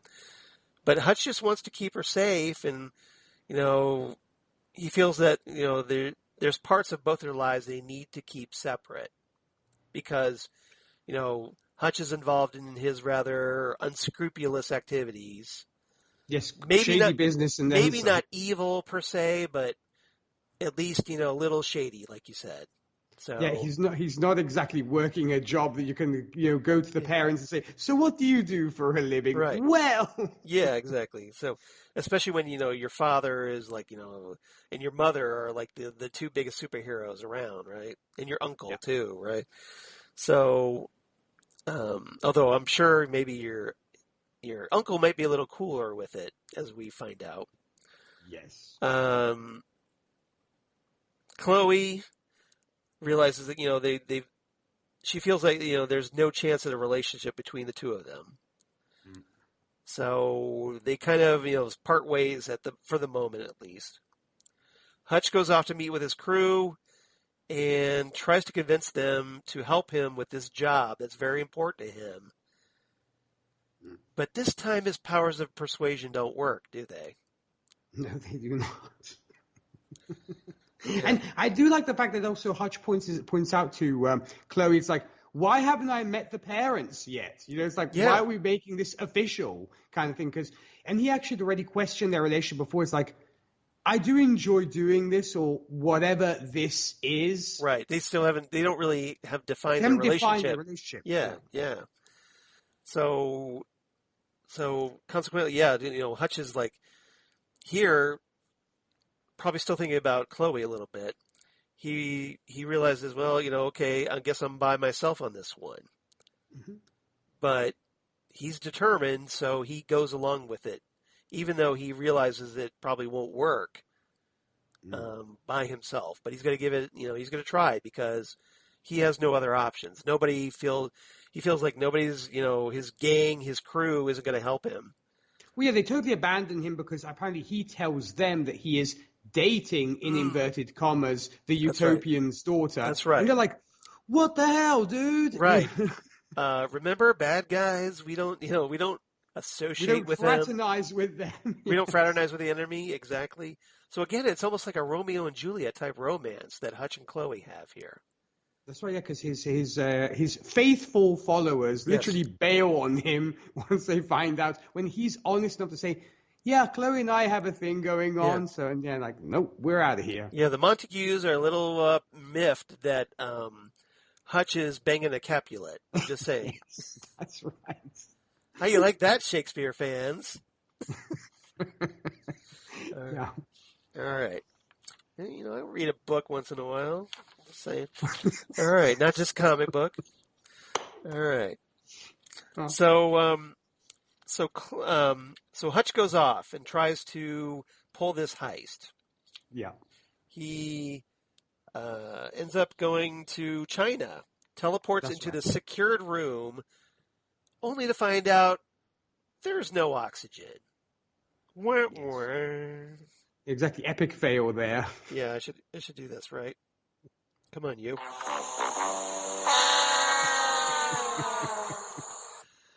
Very apt. Hutch is obviously not playing for this because he doesn't have any mask or anything with an oxygen tank. No. So he's trying very hard to break into this lockbox. But these guards show up. They toss him around, beat him up. He's not able to use the teleport because, remember, he does that by vocalizing. So, and because there's no oxygen, he can't emit sound. Slight problem there. Yeah, so there he is. There is a slight issue there. You know, it's curious, Charles. I almost thought to myself at first that they actually had power dampeners in this universe as well, but they haven't. So my first thought, obviously, you know, being the avid comic book reader like yourself, often how you nullify these people is through power dampeners. Yeah, I thought there was weakness. something in the ceiling, perhaps, that maybe might have been neutralizing his teleporting ability, that kind of thing. Yeah, that was what my first thought went to, because I know it is a trope, so I thought to myself, oh, do we get the power dampener trope here too? But no, so I like that it was simply that he had not prepared adequately for the mission. Yeah, so just when Hutch is about to pass out, just at that crucial moment, Chloe bursts through the ceiling. You know, very dramatic, because, hey, you know, she's the Utopian's daughter, right? Yes, and she has a flair for the dramatic. Yeah, exactly. So she makes quick work of the guards. No surprise there. And Hutch, you know, goes over to the lockbox. Now he's starting to get some oxygen back in his lungs. He's having a little trouble with it, so Chloe just rips open the lockbox. Yeah, because he's like, I know the code, and he's kind of looking up the code, and she's like, boom. Yeah, problem solved. Yeah, she's like, you know, let's just do this. Come on, rips it open. And they make it out of there before anybody else shows up. So they pull off the heist. So it's you know, the couple that does crime together stays together, I guess. I don't know. Exactly. It's the superhero version of Bonnie and Clyde, I guess, or Mickey and Mallory from another great film that I enjoyed as well, Natural Born Killers. There you go. I saw that movie back in the day. Rodney Dangerfield, very interesting performance by Rodney Dangerfield in that movie. Very much so. So they go back to Hutch's loft, and this is where Chloe finds out what Hutch has been working on all this time. Yeah, because she's helping him this heist, and she doesn't even know what his plans are. No, she's just doing it because she's trying to, I guess, show Hutch that she actually feels something for him, maybe? I just think that's the point, is that she actually cares about the relationship, in inverted commas, more, as much as possibly Hutch does. So yeah, to her it's not just a fling. So I did get that myself. I do, however, wonder how the heck she knew where he was, but okay. Well, maybe she was listening for his heartbeat or something. I don't know. True, because she does maybe have the whole Superman kind of thing, the Kryptonian power set, if you will. Yeah, that's what I'm guessing, maybe. I don't know. Yeah. Or maybe she was stuck. Well, that's, you know, she teleported there. So yeah. So presumably, maybe, because remember we saw that the Utopian could follow Hutch wherever he teleported. Because remember, true. So I guess so maybe Chloe did the same thing. Yes, so it's evidently a power that maybe she can feel other supers, or is able to have like a bead on him, or maybe that power rod has a certain sonic signature. Yeah, exactly. It emits a unique signature. That frequency, or some kind of unique frequency that she picked up on. I don't know. Yeah. But point is, she got there, and so now that back at Hutch's pad. She sees Hutch is working on this device and is a little concerned, like, you got to use this on my father? And he's like, no. yeah, it's strong enough to take down your dad, but in fact, I'm going to use it to find my father. Yeah. Because he literally obviously leaves it very much unsaid of his, like I said, this can take down the most powerful man in the world. Right. And so obviously she goes to her dad, but yeah. Yeah, so essentially, Hutch isn't doing this for evil. He just wants to find his dad. Yeah. So again, kind of probably makes Chloe feel a little bit better, right? That He's like, at least he's not trying to murder my father. Yeah, or take over the world or something. It's like, oh, thank God, right? Yes. Because that could be really awkward at Christmas. Just saying. Or even Thanksgiving. Or Can you Thanksgiving. imagine? Yeah, right. So, but I thought that was good. So I thought it was a very fun little exchange, and it brings them closer together once again. So so it's almost like they're starting to figure out their relationship here a little bit. Yeah, so it might end up, as you said, cementing it and making it official. Yeah, we'll see what happens. But anything else about Chloe or Hutch? I'm glad that the development of this relationship seems to be going along, and they might very much become that kind of criminal couple, the Bonnie and Clyde of the superhero world. So it'll be interesting to see where that goes from there. I And mean, if they do a quite literal power couple, perhaps. I see what you did there, sir. But yes, so yeah, they are like the Kanye West and the Beyonce of the superheroes. Yeah. Although I liked it. Yeah, or you mean Kanye and Kim Kardashian, perhaps? Probably mean yes, exactly. Yeah. So it's Jay-Z and Beyonce. Even though they're divorced or whatever, I don't know. Who knows? Who cares, right? Exactly. All right. Shows you how much I'm keeping up with my gossip stuff, right? Yeah, I'm right there with you. Topic number 3. This is a big one. So let's talk about Sheldon, Brandon, and Blackstar. Ooh, okay. Okay, so this is remember, this is the season finale, so we got to have some big moments here, right? First off, this episode actually begins with Blackstar, the real Blackstar, being freed from his cell by some unknown source. Yeah. Yes. I wonder who did that. And later on, I guess Brandon had come to check on Sheldon at Union headquarters. And Sheldon, I guess, tells Brandon the conversation that he and Grace had about what they had to go through to get their powers. And I thought this was interesting. He talks about that he kind of admits that I've been tough on you because of what happened with George. So we kind of get a little bit of an explanation about why Sheldon rides Brandon so hard. True. And we get another little tease of what went down with George, and now I really want to see what happened. Right. You got to be really anticipating Skyfox by this point, right?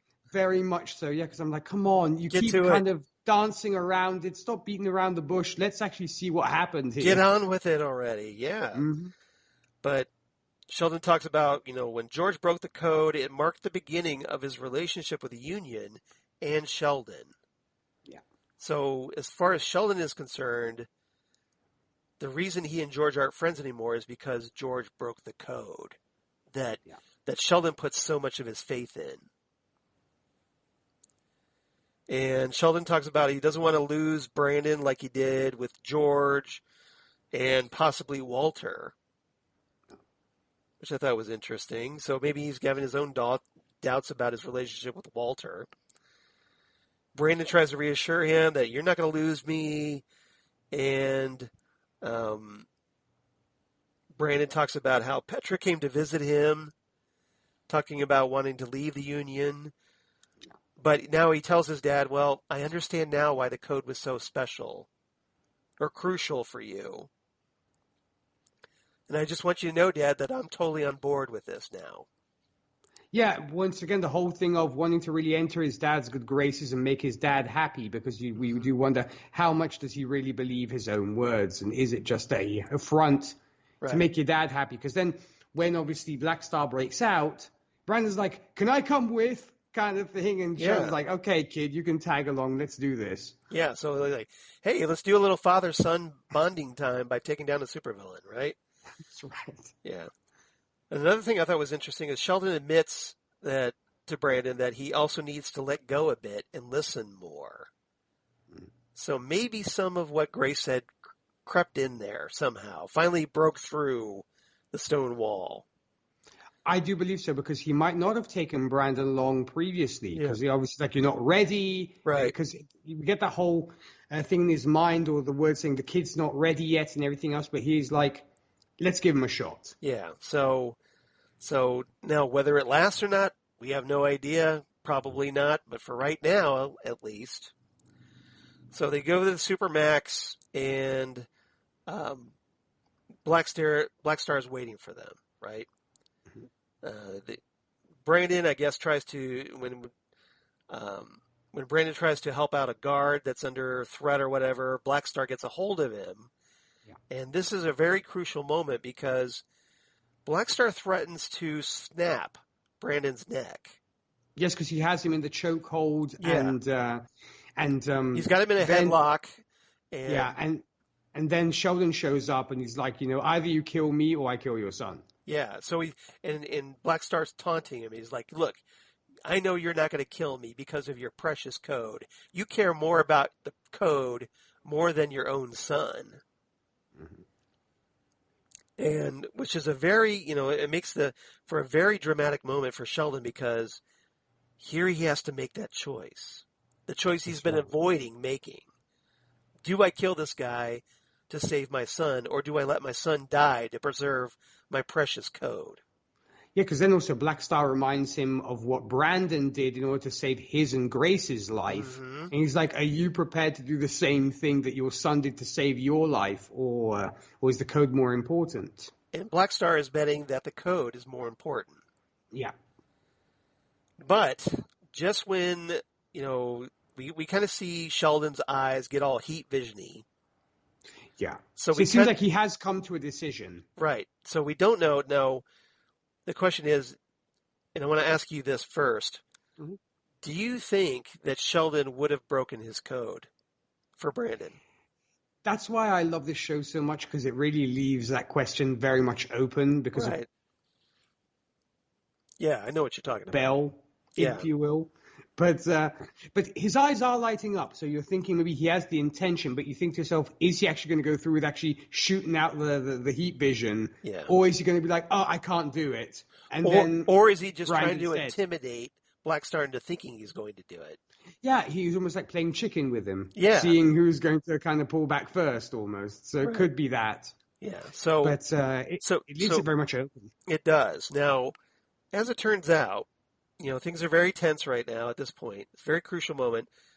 But Petra comes in and essentially, ambushes Black Star from behind. So Brandon gets away, and then Brandon takes down Black Star.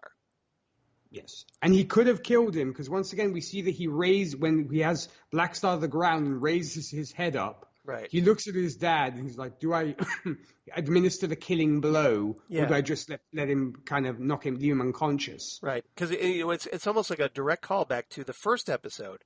So it almost bookends this season thematically. It does. So the first episode, obviously Brandon unleashed and killed what he thought was the real Black Star at the time. True. This time, though, he holds off, just like his father would. So it's like, see, Dad, I followed the code. Yeah, I was able to control my emotions and not kill him. Yeah. And afterwards, Black Star's been dealt with, okay? So Sheldon tells Brandon, look, I wasn't going to let you die. No. The question now, though, is, does Brandon believe it?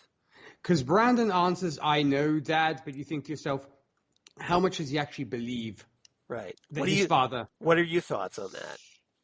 I hate to say this, but I have a feeling that possibly Sheldon, knowing who he is, might have just let Brandon die. But because he's too proud, and he's like, if I break the code... Because the problem is, it is a double-edged sword. Because the thing is, if he kills Black Star, he loses the respect of everybody, and he turns out to be an incredible hypocrite. If he lets his son die, all the young supers will be like, what the hell, you let your son die? What a horrible father. So he he is wrestling with that as well, with that debate in his mind too. But this is his no-win scenario here. Exactly. Either way, it's Kobayashi Maru. Very well said. So it's very convenient that he is literally saved for making that decision. Yeah, Petra, because of Petra's actions, he didn't have to make that choice. Yeah. So I worry about that Brandon doesn't believe his father.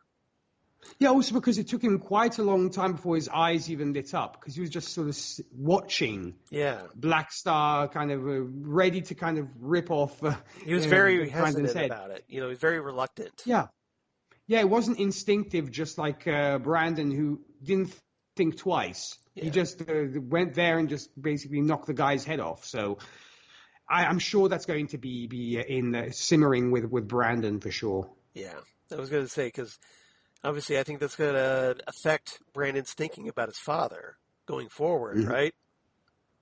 I think it's going to be a major disappointment for him, and may actually think maybe I've got the idea of my dad all wrong, and maybe Chloe's actually closer to the truth than I thought she was. Yeah.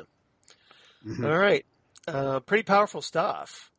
Oh, yes. So anything else about this Sheldon or Brandon here? Well, no, I mean, I just am so hoping that Netflix does renew this, because the ramifications of this is we got to find out what happens next. Yes, exactly. So that's the only thing that I'm kind of that's sort of left me with that, because it's going to pay off majorly if we do get a season 2. Yeah, I'll just say that it pays off very early in the comics.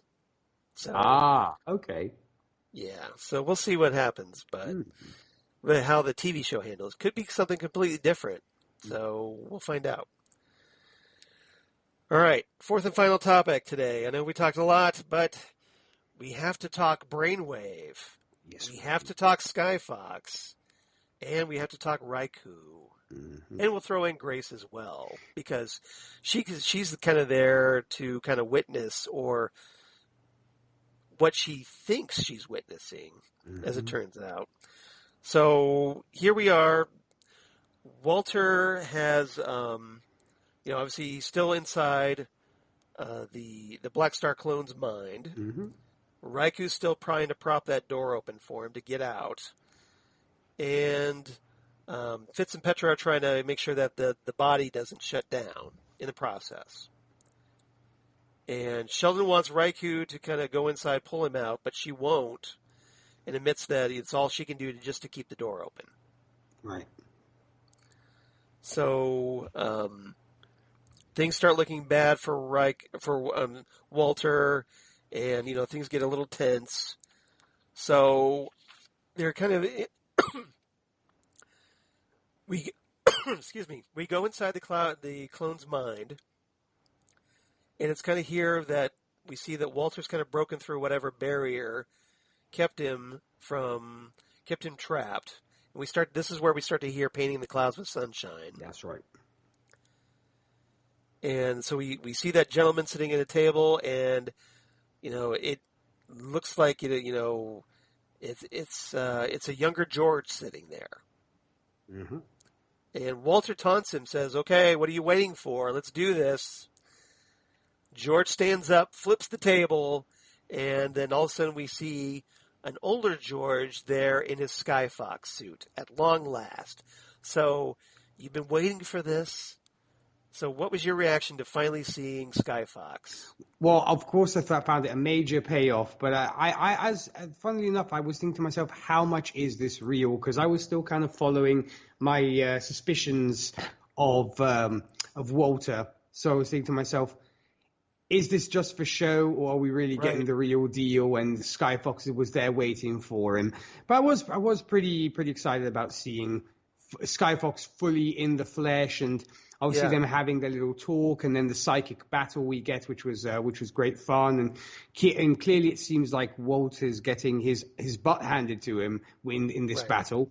So and of course once again all the bad blood is brought up between the two, of, if it weren't for me, you'd never have had the powers because I was the only one who believed in Sheldon's vision. You guys were ready to discount it.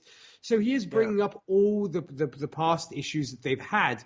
So it made for it was very well sold. But as I said, in the back of my mind, I kept thinking to myself, this is not real. It can't be real. It just is something that seems very off to me. So you didn't trust what you were seeing. You weren't. No. Okay, so that's good. I mean, I get why you did that. I get why you felt that way. So at this point, Grace kind of enters after being projected into, to try to rescue Walter. Because I guess they see from the readings that his brain is shutting down, or he might end up being trapped in there forever, and so on. Yeah, it looks really bleak. So Grace says, "Okay, project me in there. Yeah. Beam me up, Scotty. Yeah, you beam me up, Scotty. Yeah." So, but of course, when she enters, George, as Skyfox, is laying the beat down on Walter, and as far as Grace knows, Walter, Skyfox is the bad guy, right? Yeah, she's totally buying this scenario. So as far as, her perception is that, hey, Skyfox is beating on my brother-in-law. So therefore, I need to save him. I need to save my brother-in-law.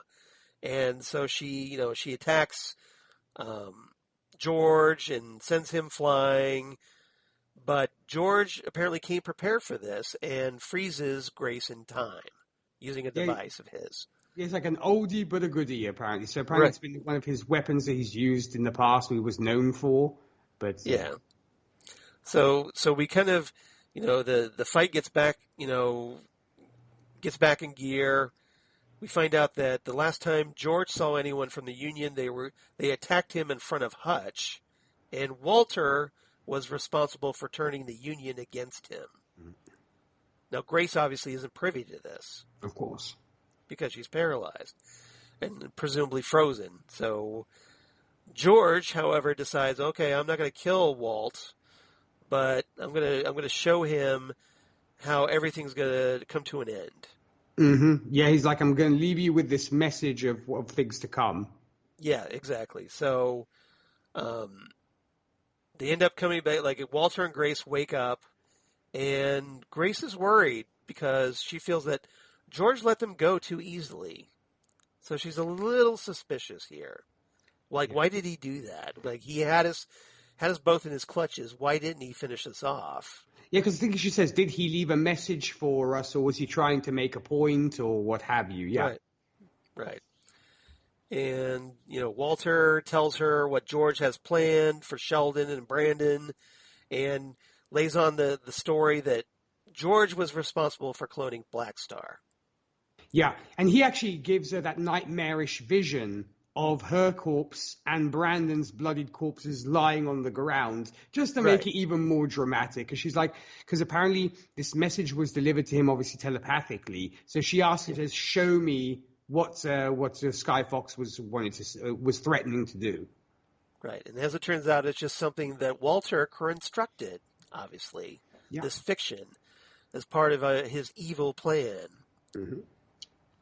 So it's at this point that we get the big plot twist. Raikou finds out that it wasn't George who created the clone and sent it after the Union. And it was Walter. Yeah, because she starts pulling her dad's kind of plot apart. Yeah, like you were the one who let Black Star out of the cell, and it was you that were trying to drive a rift between Sheldon and Brandon, and when things become unstable, you're the one who's going to try to take over the Union and run it how you see fit. So I have to admit, she's so much onto him. Right. So at this point, what did you make of that plot twist? Well, were you stunned by it, or did you totally see it coming? Well, that's where I felt very much validated, because I was like, yes, I finally made a prediction that I was right about of a series that I don't know nothing about. So I felt very validated when it came to that, because I was kind of hoping that we would get that. And I mean, I love that moment and that confrontation. It shows you, I think, how much Raikou is on the ball. I think she literally knew from the get-go what was going on, but decided to keep stum about it to everybody because maybe she wanted to see how it would play out. And hey, it gives her an opportunity to blackmail her father for 50 mil. Yeah. Now, obviously, I think this turns out to be her big mistake because she says, okay, like you said, pay me X amount of money and I'll keep my mouth shut. But Walter decides, okay, I could pay you a bunch of money and still have the off chance that you might betray me. Yeah, somebody might pay you more. Right. Or how about I kill you? Yeah. And then I don't have to worry about it and I keep my money. That's right. Because I think it's almost like she's, Which decision is Walter going to go with? I'm going to go with B. So I think so too. Yeah. Let's see what's behind column B for sure, because it almost is like when she says, "Yeah, give me 50 million and I won't tell anybody," and he's kind of like, wrong answer. Right, exactly. So Walter kills her, and he does this while Walter is having this conversation with Sheldon. Yeah, which is a great juxtaposition of the two to where you're literally letting the snake into the garden. Right. Because obviously, so we have this is kind of where the show starts twisting the knife a little bit, and going full like, okay, Walter is revealed as the big bad, everybody, and he's there with Sheldon, who's worried that he's losing Brandon just like he lost Chloe. Yeah, and then Walter's like, "Don't worry, you can trust me. Everything will be fine."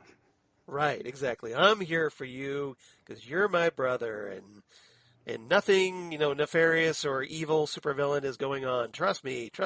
Yes. Don't listen to the ominous music in the background, Sheldon. It's just my playlist. Exactly. Yeah. It's just the Imperial March from Star Wars. No big deal.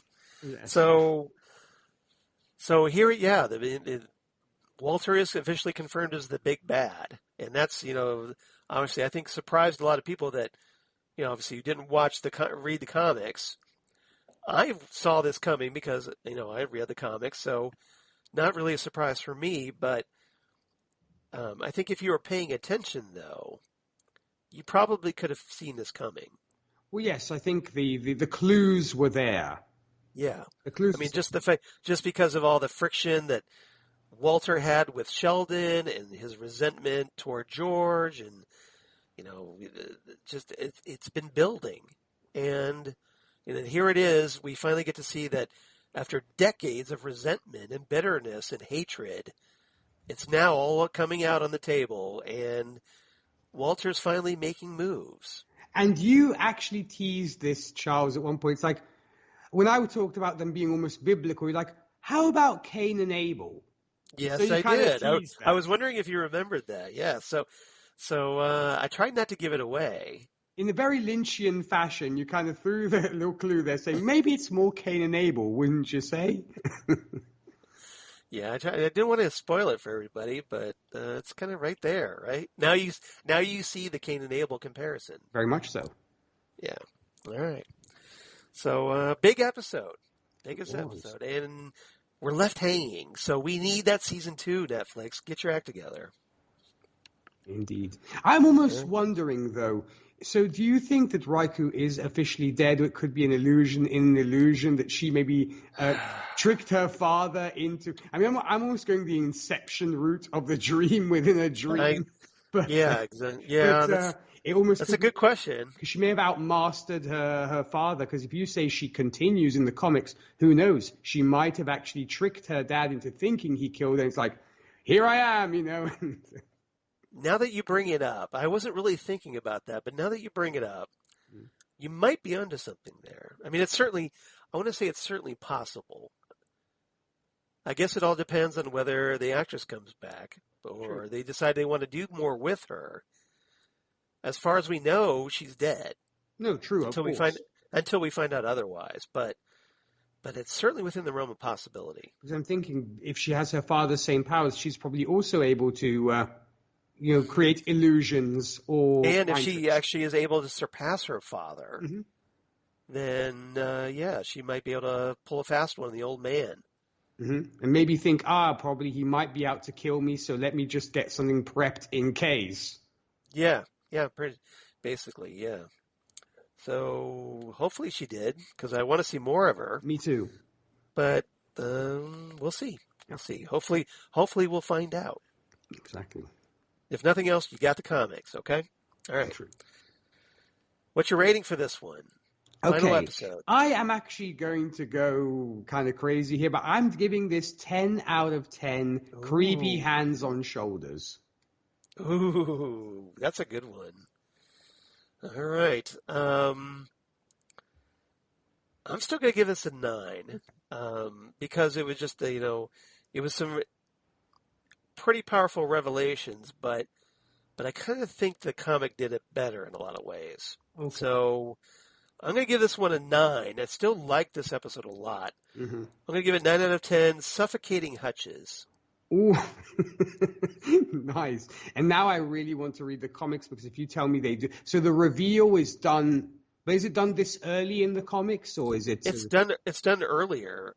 Even earlier. So Walter's revealed to be in that first miniseries. Okay, so it's earlier than towards the conclusion. Yeah. Okay. Yeah, so that first 5-issue miniseries, you kind of get the table. Because the TV series I think is fleshing out what the comic did. Mm-hmm. So I think that the comic, because it was telling I think it tells the story much faster. So I got it sooner. Right. So, all right, Phantom Zone news really quickly because we're running along. But I did kind of want to mention the Sandman. Yay! Yes. Yay! It's because we finally got some Sandman news. It's been a while. But we got some more cast for the upcoming Netflix TV series based on, of course, Neil Gaiman's classic DC Comics Vertigo series, of which I am a huge fan. Indeed, same here. So we find out that Kirby Howell Batiste is going to be playing Death. Mm-hmm. Mason Alexander Park is going to be Desire. Those are two of Dream's siblings. Yeah. Donna Preston is going to be playing Despair.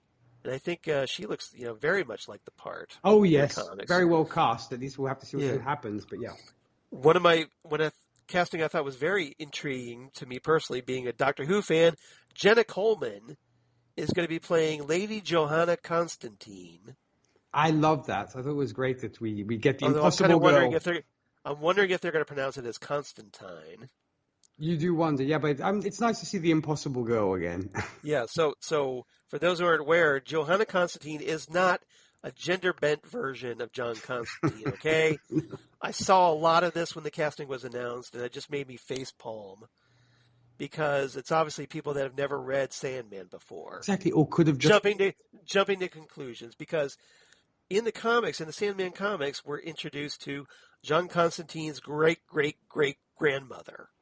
Yeah, if folks could even, you can even just go to Wikipedia if you don't want to read the comments and say, okay, who is this? Is this Johanna Constantine a thing or not? Yeah, do a little basic research, but no, everybody just wants to jump to conclusions. Mm. And they assume that,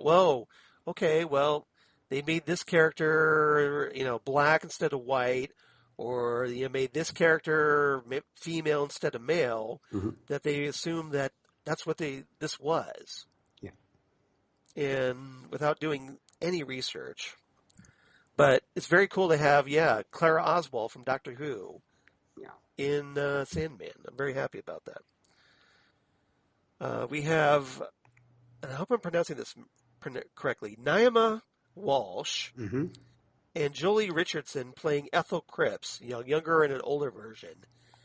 And Ethel Cripps is actually the lover of Roderick Burgess, who's the guy who kidnaps Sandman and imprisons him in a glass jar for decades. She's also the mother of John Dee, a.k.a. Dr. Destiny from Justice League of America. Right. Who's going to be played by David Thewlis, who played Ares in the Wonder Woman movie. Exactly, and folks might remember also as Remus Lupin in the Harry Potter films. Exactly. So a very cool actor there. So I think he's going to be very interesting as Dr. Destiny. I think he's going to be much better as Dr. Destiny than he was as Ares.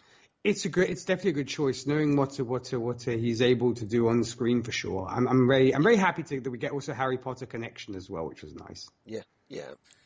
We have Kyo Ra as Rose Walker, Razan Jamal as Lita Hall, which means that we are going to be presumably getting the Daniel stuff.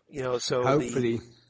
So they've already teased in the description that Hector Hall. Yeah, Hector Hall. Because Hector Hall and Lita Hall are two characters from Infinity Incorporated. Yep.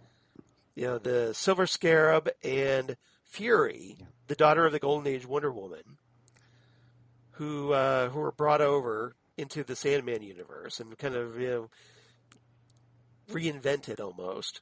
So it's pretty cool that they're going to be introducing those. But Lita at least is very essential to the storyline, the overarching storyline. Oh, she's essential. Yeah. So I'm glad that's going to be introduced.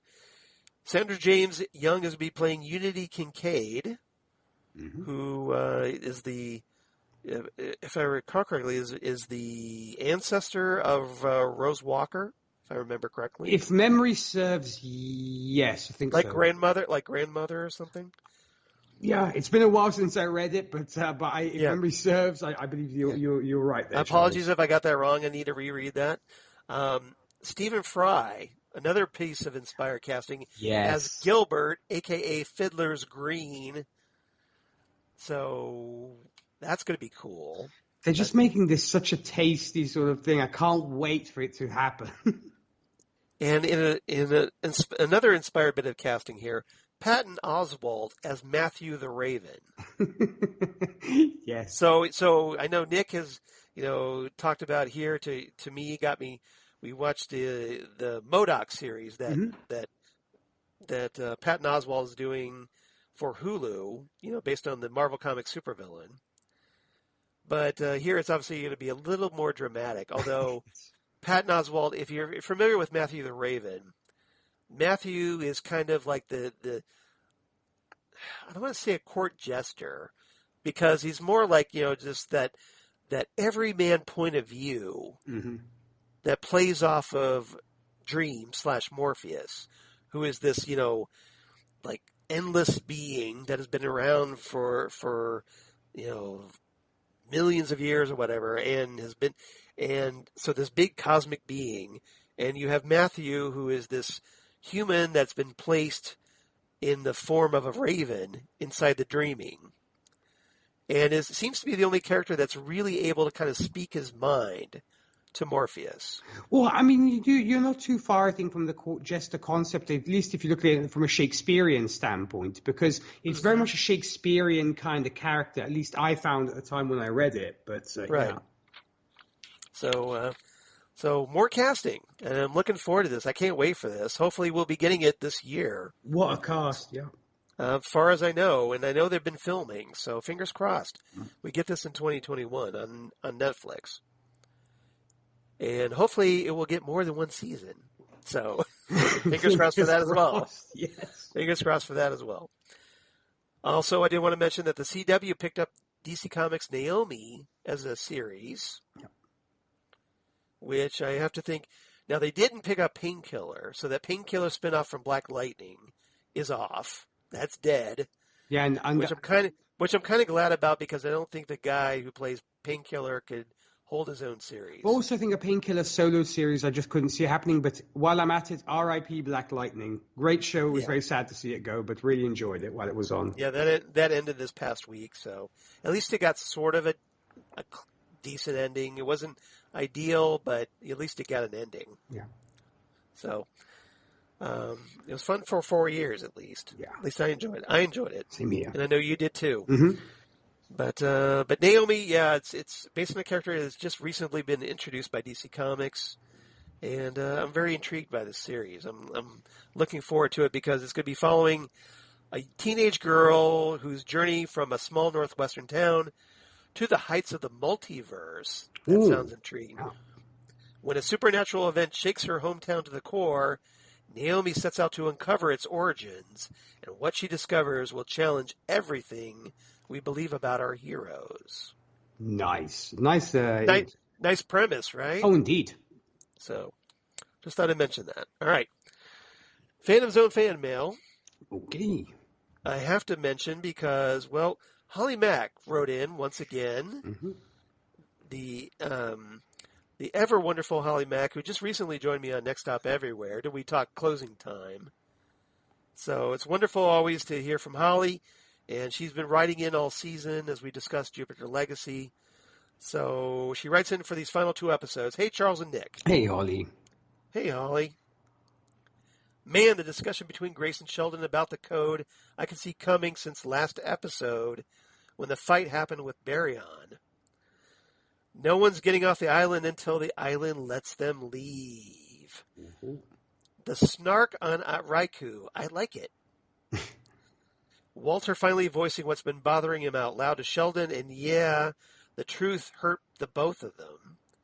The special effects when they went further into the island/portal, man, talk about colorful. Yes. Yeah, it's kind of like something designed by Apple, wasn't it? Really hope that we get a season 2 and hopefully some backstory on the people that talk to the others in the group about being worthy. Interesting. I don't blame younger Hutch's friends in the least when they find out that he and Chloe are an item. Of course, with the last episode, Blackstar would somehow get out of jail. Well, he had help, to be fair. True. The scene with the fighting and all of it being muted at first made me think that I was having sound issues. And we have Chloe to the rescue and one very impressed quasi-boyfriend when she punches out the door of the safe. Yes. Brandon taking out Blackstar to save his dad was something.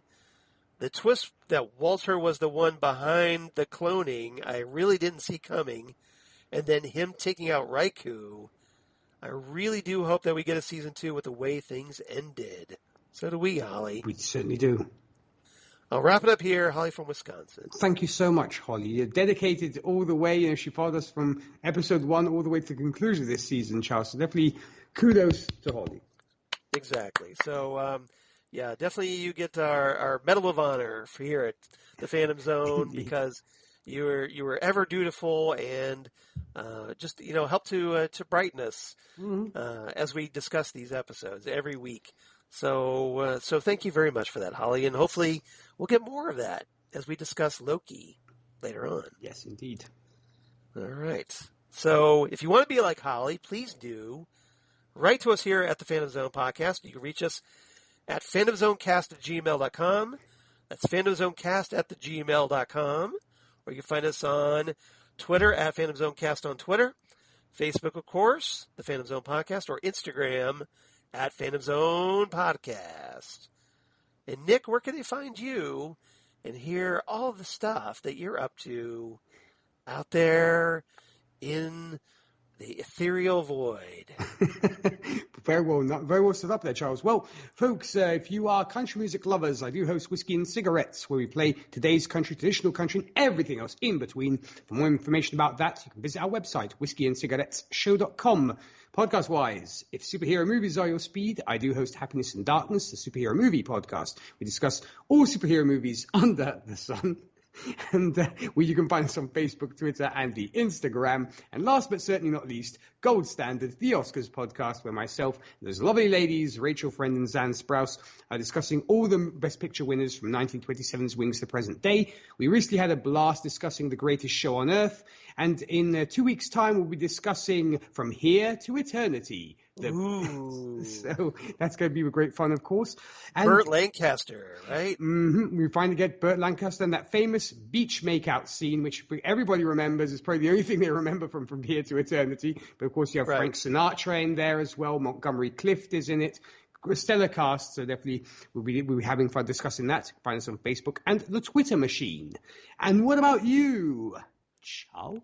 Well, Nick, as for me, of course, at Charles Skaggs on Twitter, at Charles Skaggs on Instagram, Facebook, of course, Charles Skaggs in Hilliard, Ohio, and my blog of the geeky things.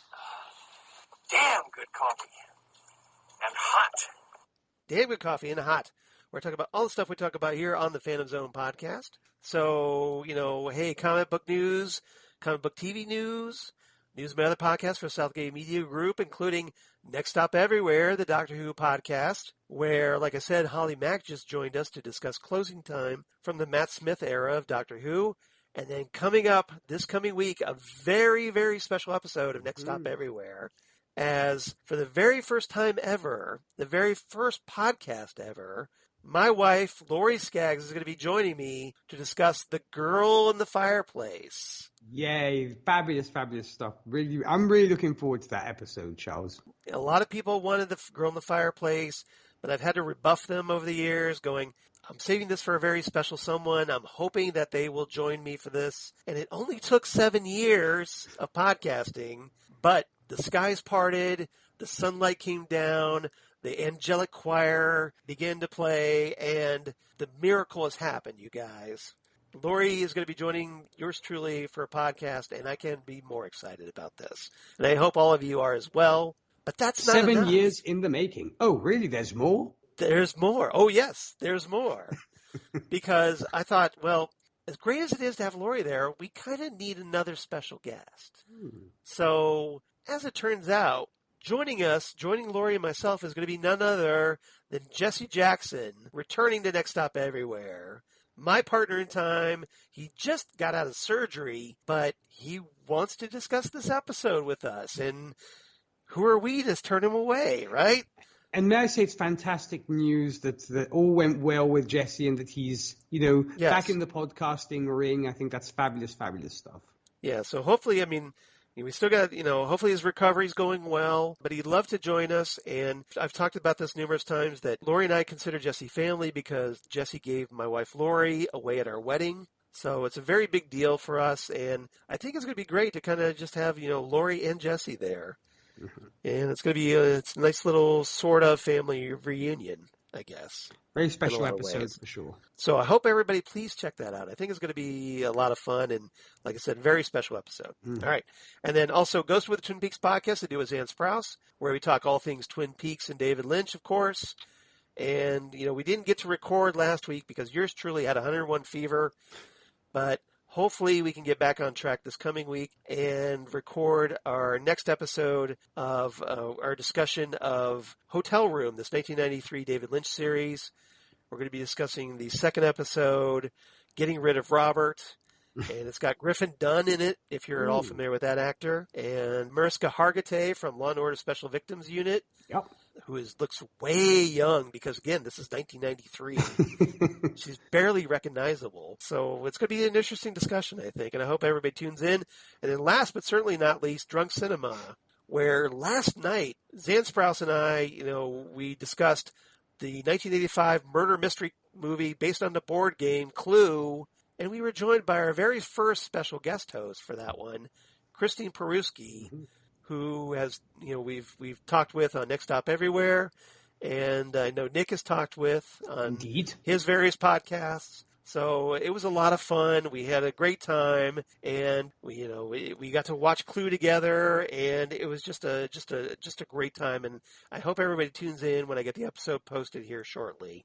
I'm definitely looking forward. I think you enjoy it. And then coming up next, we're going to be discussing, by voter demand from our little Facebook poll, Ghostbusters 1984. Ooh. So the original version with Bill Murray, Dan Aykroyd, Harold Ramis, and Sigourney Weaver. Just such an iconic movie. So many great quotable lines. And of course, Zan and I quote those lines on a regular basis. So we're going to be having a lot of fun talking this movie. And directed by the great Ivan Reitman, who is definitely great. Exactly. Whose son is going to be directing the upcoming Ghostbusters movie, Ghostbusters Afterlife. Indeed. So, they keep it in the family. They keep it in the family. So who better, right? Yeah. But I hope everybody tunes in for that as well. So everybody, thank you so much for being here as part of our Jupiter's Legacy reviews. Nick, thank you so much. Thank you, sir. I am glad you enjoyed this series. You seemed like you can't wait for more. So very much so, very much so. I thought. So I hope you approve of my recommendation. I thought I was excited for Loki, which I definitely am excited to talk about with you next, Charles. But right. I didn't think I would get as excited for this, but I really, really am. So, hey, it just gets better and better here on the Fandom Zone for sure. Exactly. So next time on the Fandom Zone, episode 220, as Nick said, we're going to be discussing the first episode of Loki. Mm-hmm. Now, that doesn't premiere until June 9th, so we're going to probably take a week off. So we're going to miss you guys, but hope you come on back. So just stay tuned. You know, we're only going to be 2 weeks away, and that'll give you time to, hey, you can always check out our older episodes, Indeed. or you can check out our work on Titan Talk, the Titans podcast, or you can tune in when Nick was on Next Stop Everywhere as we talked the Vampires of Venice, if you're so inclined. Indeed, yes. Or you could tune in to Nick's podcast, where I popped in for those on Happiness and Darkness and Gold Standard of the Oscars podcast. So you've got some options to fill the time between now and when Loki premieres, okay? Yes. As Charles and I pull up our deck chairs of the Fandom Zone and wait for a week before we go back to discussing Loki. Yes. You can't escape us. No. But I think I'm really looking forward to this. You know, Tom Hiddleston is a fan favorite. I know a lot of people are looking forward to this. So we want you to tune in. So come on back. Episode 220 of the Phantom Zone. Loki episode 1. Nick's going to be here. I'm going to be here. And we're going to have a lot of fun. So we'll see you next time right here on the Phantom Zone podcast. Goodbye, everybody. Ciao.